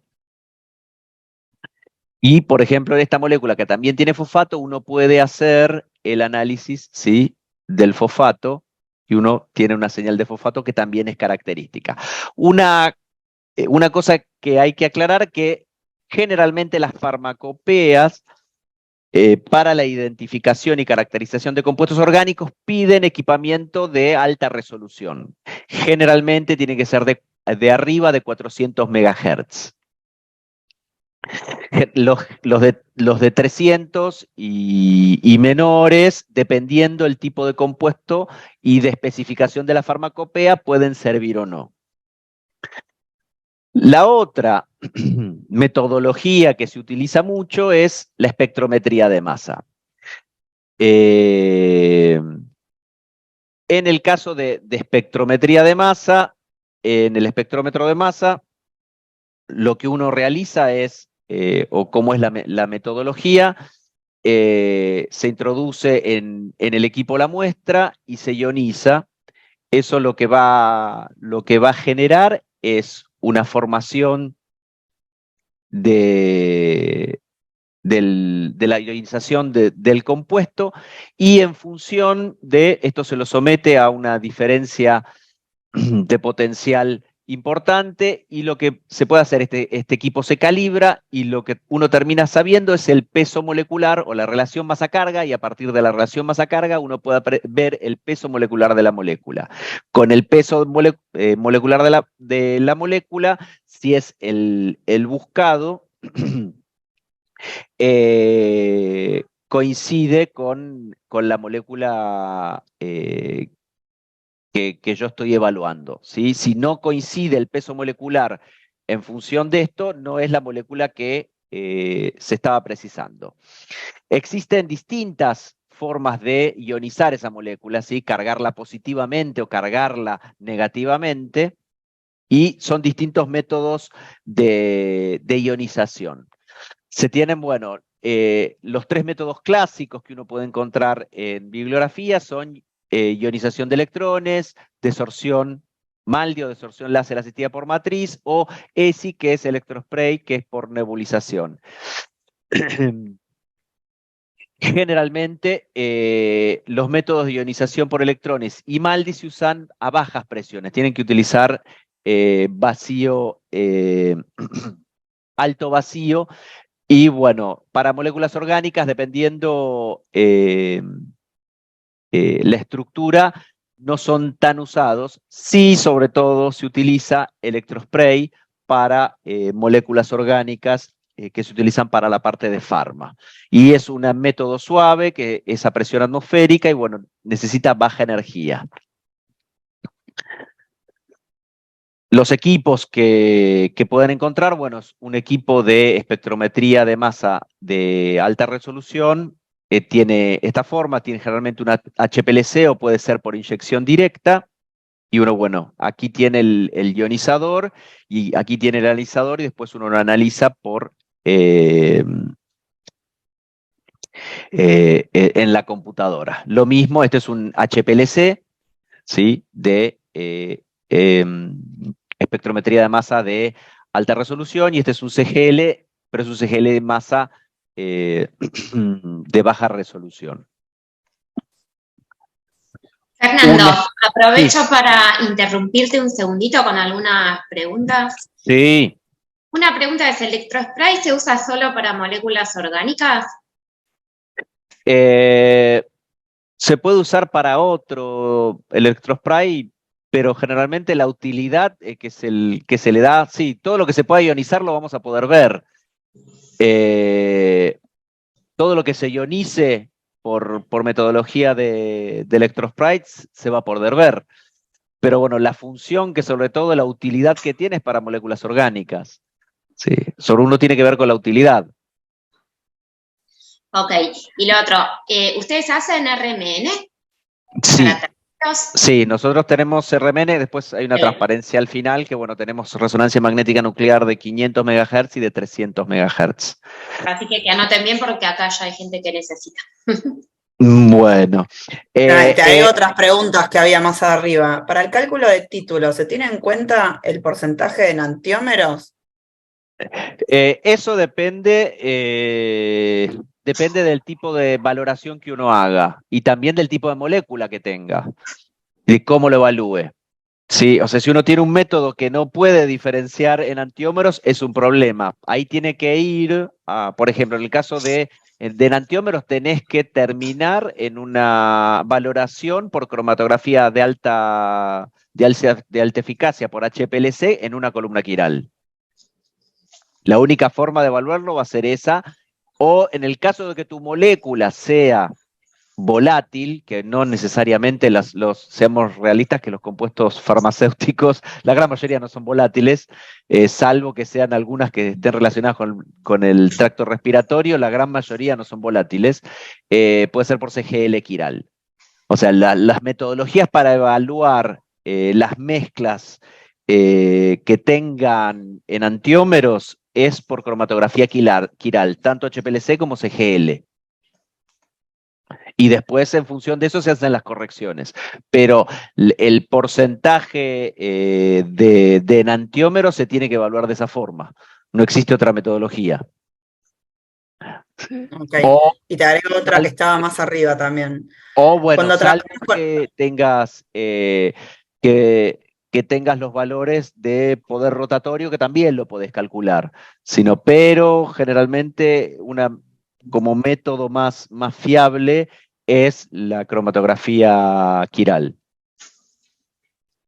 Pero ahora te agrego una que es justo de lo mismo. Y el cálculo de potencia por balance de masa, ¿se toma en cuenta al restar el porcentaje de impurezas en antioméricas? No, esa debo decirte que no. La parte de potencia es algo que no he tenido que evaluar. Si eso No, lo me podemos imagino que está hablando del averiguar. título, es lo mismo, porque muchas veces se dice El potencia título. título. Está bien, yo digo potencia, Pero estaba dice que viendo. es por balance de masas, si restás la impureza en antiomérica. Sí, la tenés que restar. Ahora entiendo. La potencia es cuando dices el título de la droga. Ese es Está nuestro bien. problema con el castellano. Usamos 1000 sinónimos. Esto en inglés no pasaría. Pero bueno, le decimos potencia y título, pero bueno, potencia no debería. Bueno, nada, ahí está. Sí, Estamos en las potencia me suena algo definiciones. más biológico, por eso. Claro, A mí es me verdad, suena pero biológico. Si no, título eh, sería el término en que la uso yo, industria pero medio que bueno, le decimos lo mismo. le hice potencia o título. Perfecto. Sí. No, no Sí, está lo tenés bien, que pero es restar. algo que es común. Es Vox Populi. Está bien, Te yo hago me dije, otra no, pregunta. nunca evalué algo biológico, por eso. Claro. O sea, Cuando trabajamos con una materia prima que es mezcla de dos activos codificados, pero la mezcla no tiene monografía propia. Entonces, dice, entiendo que podría generar un estándar de trabajo. En ese caso, ¿serviría un RMN con dos moléculas? es la primera vez que me plantean un caso así. ¿El activo Es ya se bastante vende común. así? ¿Es bastante común? ¿O es...? Y Porque una acá cosa es... se venden las mezclas. ¿Ya se venden las mezclas? No he tenido, yo no recuerdo o no he tenido experiencia en eso, Bueno, le pero pasamos tu mail dale, y que te se contacte, puede porque es algo averiguar muy todo eso. específico. Sí, Sí. generalmente Y sustancias acá puras se Franco, a analiza. ver, sí, es específico, pero ahí existe, se venden mezclas. Y, y Franco pregunta en el caso de los biológicos, esto yo no lo aclaré en la introducción, me olvidé de decirlo, que la idea de hoy era trabajar en moléculas químicas. El mundo del biológico las moléculas biológicas son Son las de que se otro tipo, vienen. claro. Si no, Franco, escribinos y te paso algún contacto donde puedas preguntar. Pero bueno, lo que hoy estamos abordando, queremos. Bueno, hacemos después una biológica, está Te bien. paso contacto. Nos Y están ya pidiendo. hicimos en realidad de biológicos el año pasado, así que Claro. ahora Pero bueno, sí, suscribí que después lo abordamos. en la encuesta en la encuesta que te mandemos decir que sí querés recibir la información, así la próxima te llega también. Bueno, ¿cómo vamos con el tiempo? Estamos medio A ver, justos, Fernando, pero estamos bueno. justos. Bueno, vamos rápido. Bueno, este es un espectro, el output que da el equipo para el ruxolitinib fosfato. En el caso de una espectrometría de más alta resolución, uno ve muchos picos y dice, ¿esto qué es? Generalmente, bueno, tenemos el IOR molecular, ¿sí? Que, bueno, lo que ocurre es que da distintos patrones de picos, pero esos patrones de picos tienen que ver con los distintos isótopos de los átomos que componen la molécula, ¿sí? Porque, bueno, como sabemos, nunca va a dar un pico solo, una señal sola, sino que va a dar en función de la distribución de los isótopos, porque, bueno, no tenemos un solo tipo de hidrógeno, no tenemos un solo tipo de carbono, no tenemos un solo tipo de halógenos en el caso que haya. Entonces, en función de la variabilidad isotópica, nos va a dar también un patrón de señales, que eso también es importante para la identificación. A ver, pero seguimos. Ahí está. Bueno, la otra parte de la identificación o caracterización es la espectroscopía infrarroja, ¿sí? En esta espectroscopía, bueno, tiene algo que uno le podría decir que dentro de todo es la BBB, que es bueno, bonito y barato. ¿Sí? Casi todas las empresas farmacéuticas tienen un equipo de infrarrojo, es sencillo de operar, es económico, el mantenimiento es bajo y sobre todo como criterio de identificación primario es muy rápido. En 5 minutos, si uno tiene una materia prima, puede hacer el análisis, sobre todo si tiene una metodología de ATR, lo hace rapidísimo, no es necesario ni siquiera que lo disuelva, deposite o hacer una solución sólida con bromuro de potasio. Pero bueno, lo que se ve con esta técnica es el análisis de los grupos funcionales, se identifica por la positiva o la negativa, las sustancias. Es un match-mismatch, ¿sí? Coincide o no coincide. Y bueno, uno puede tener bibliotecas de espectros y uno va viendo, bueno, lo compara con el original o con la sustancia de referencia, perdón, y uno ve si las señales que ve, que se llaman bandas, corresponden al compuesto que uno está buscando. Uno pide que tenga una similitud, un match de arriba del 99%, ¿sí? Y con eso está arreglado. Lo que vemos, bueno, lo que uno ve en esta metodología son transiciones de vibración, a la muestra no le pasa nada, lo único que hace es vibrar los enlaces, ¿sí? Entonces es muy sencillo, no es destructivo, uno si quiere puede recuperar la muestra y bueno, ve los estiramientos de los enlaces de la molécula.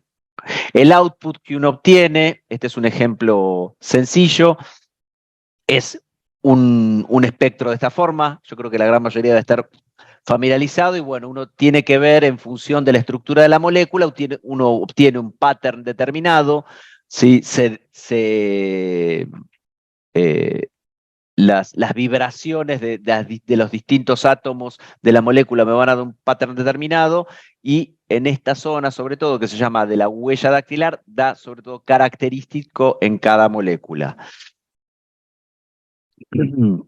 El otro método espectroscópico que se tiene es el UV, que está también, sobre todo la absortividad molar, se tienen algunas moléculas que absorban en el UV visible, y bueno, en el UV visible uno lo que hace es excitar transiciones electrónicas, como veis, bueno, tiene que tener una fuente de radiación, una celda donde uno pueda tener la muestra, irradia la muestra y después uno ve qué es lo que absorbió la muestra cuando pasó por el detector, ¿sí?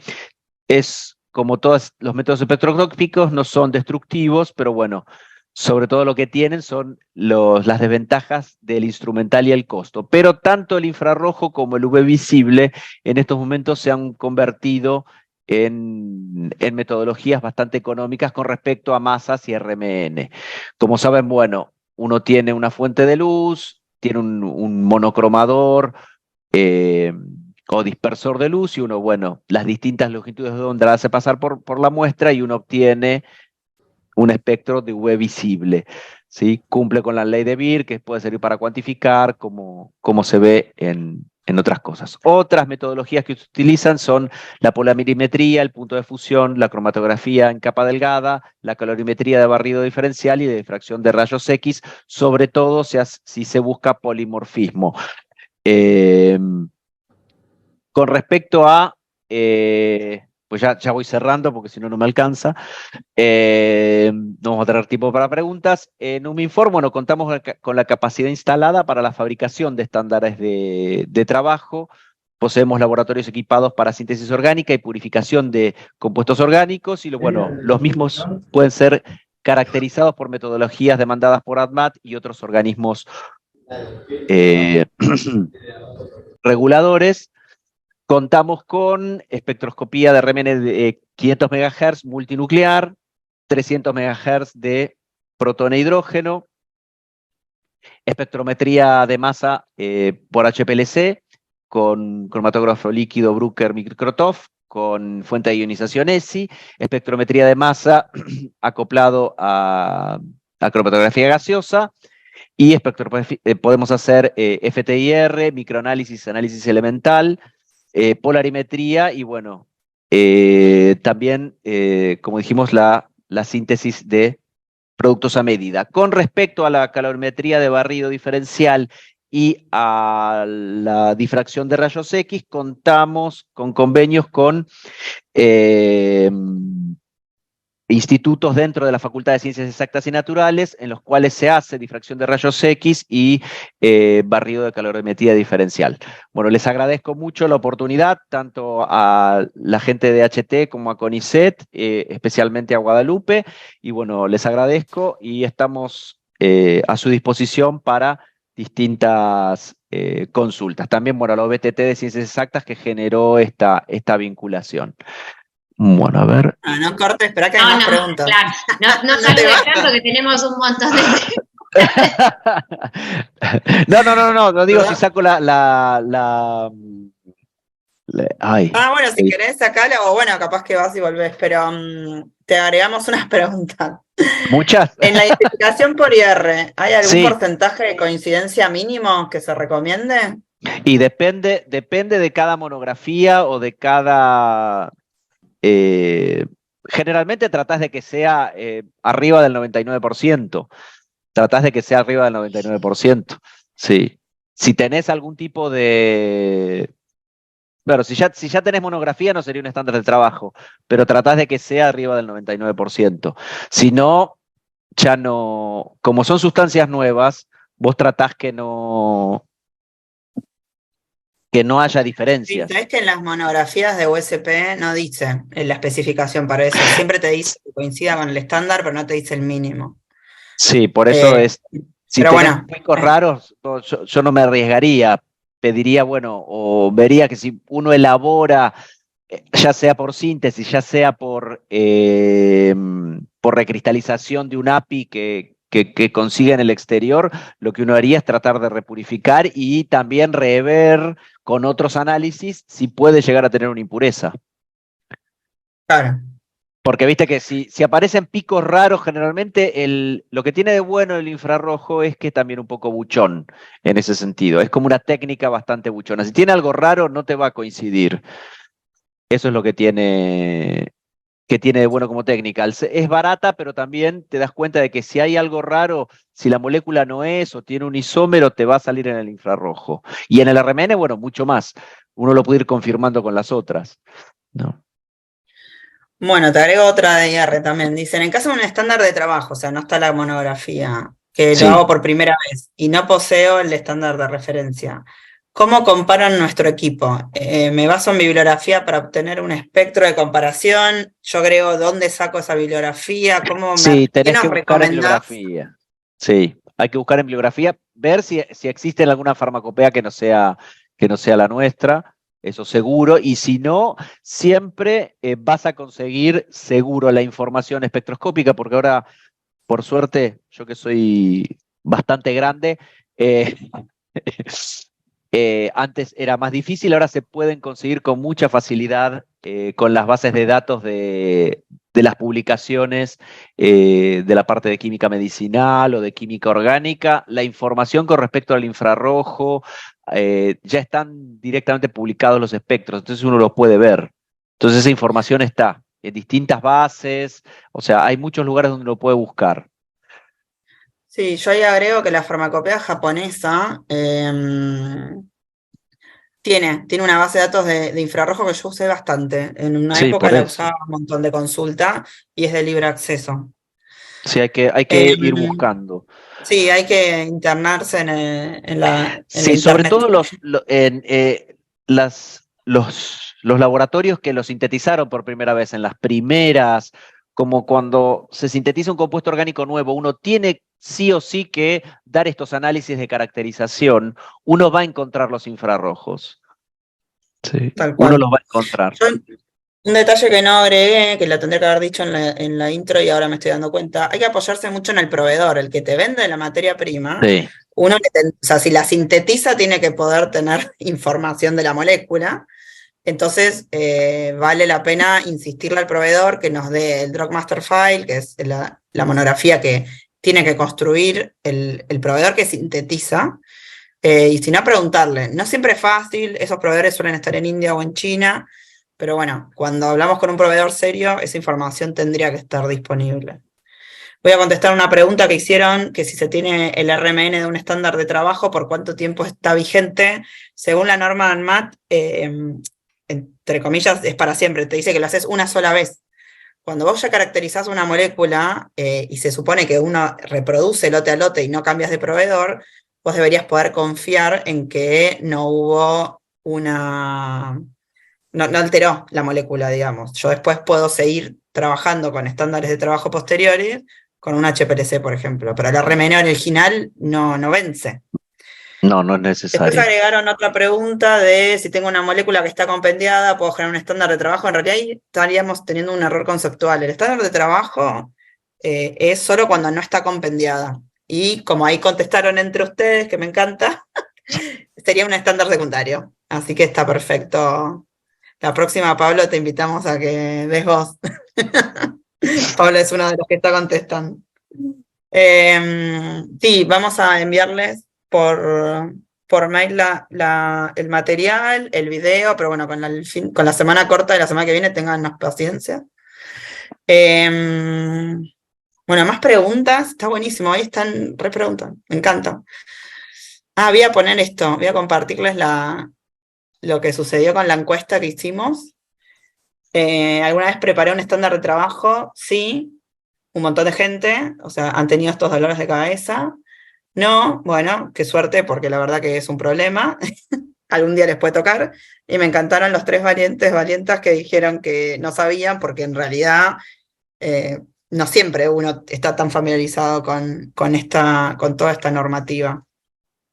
Yo quiero aclarar algo también, que la norma de ANMAT, o sea, está buenísima, tiene un montón de información, pero de manera sincera debo reconocer que es bastante compleja de entender. Yo la tuve que leer muchas veces para poder compartirles esta conclusión ya masticada, porque tiene mucho vericueto ahí de palabra que no es tan sencillo.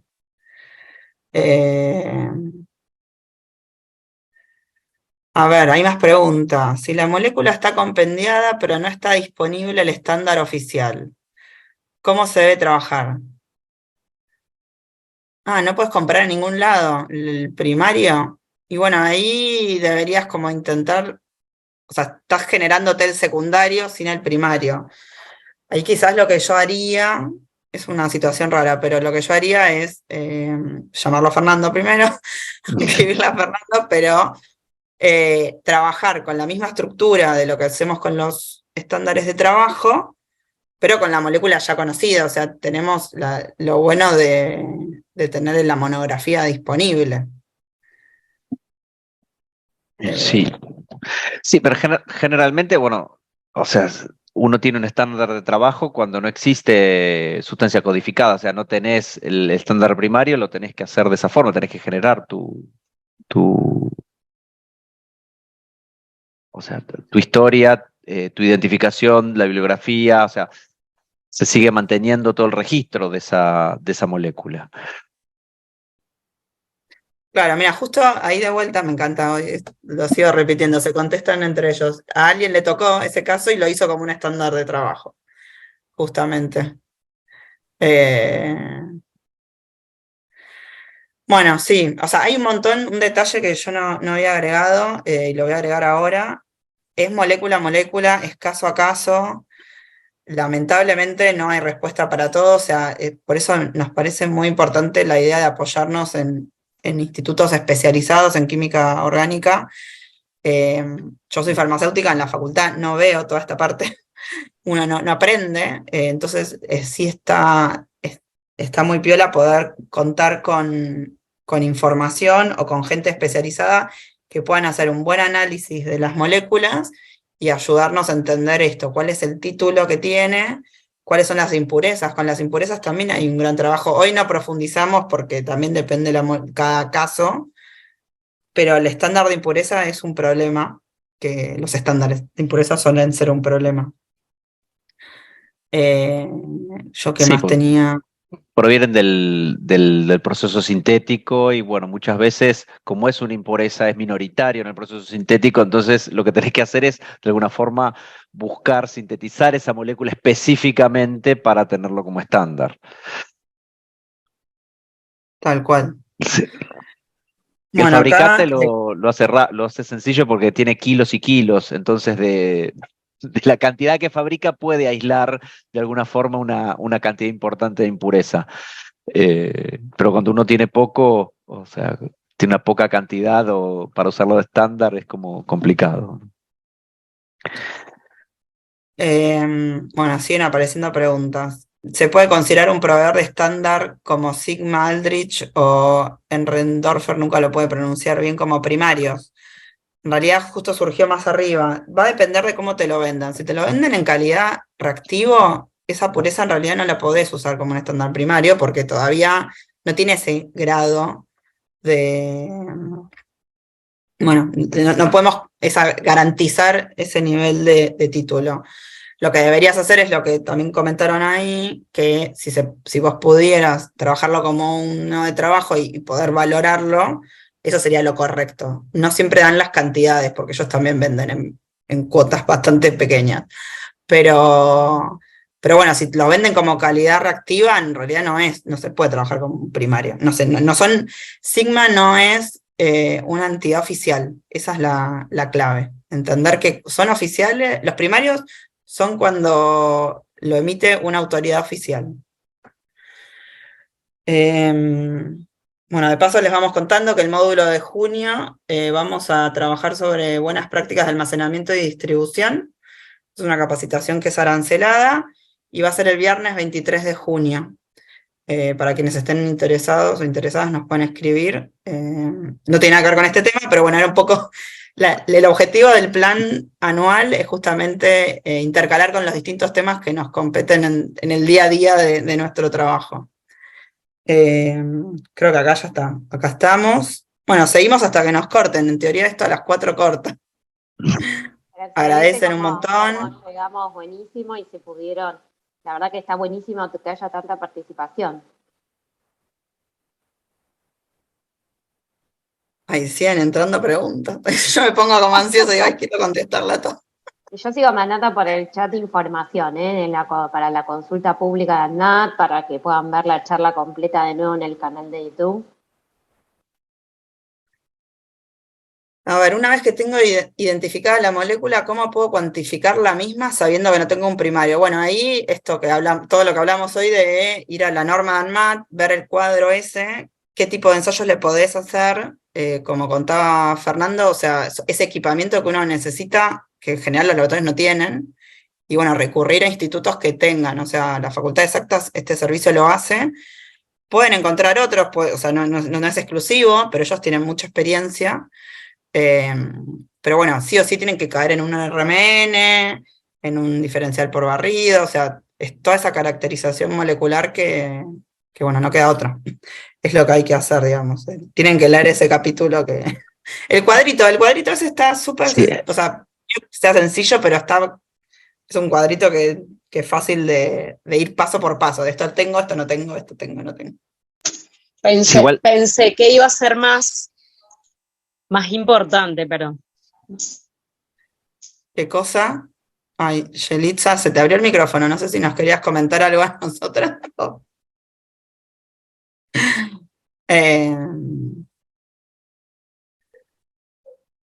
Bueno. Bueno. Y ahora sí que no están entrando, agradecen un montón, gracias Fer por todo. Bueno, la verdad que muchísimas gracias, Fernando. No, muchas gracias a ustedes por invitarme. Creo que Delfina está levantando la mano. Ay, sí. Puede desmutearse, ¿eh? A veces pasa que queda como la manito levantada. Delfina, si querés, al que quiera abrir el micrófono y preguntar algo, no hay problema. O bueno, si no, por el chat, ¿no? También. Sí. Hola, buena. Quería consultarle si va a mandar la grabación, porque a mí se me estuvo cortando casi permanentemente la internet. Mira, como comentábamos recién, no la vamos a mandar, sino que va a estar disponible en nuestro canal de YouTube. Yo ahí dejé en el chat el link de acceso, igual les va a llegar por mail también. En el mail de recordatorio de hoy ya estaba el link de acceso a YouTube, así cuando esté subido el video lo van a poder ver directamente. Estos videos van a estar abiertos al público. Va a tardar unos días porque Muchas gracias. con el fin de Porque largo de acá, la semana que claro, viene. nosotros tenemos un fin de eh, largo, extra largo, entonces, no, largo común, me parece. No, extra largo, es verdad. Y entonces, como demora un tiempo el tema de la edición, probablemente tarde un poquito más, pero bueno, pero va a estar disponible.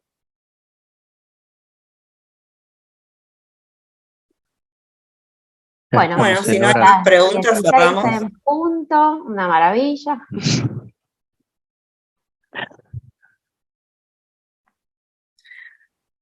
Bueno, muchísimas gracias. Bueno, Adiós, muchas gracias. Muchas Nos vemos gracias la a todos. próxima. Suerte. Muchas gracias.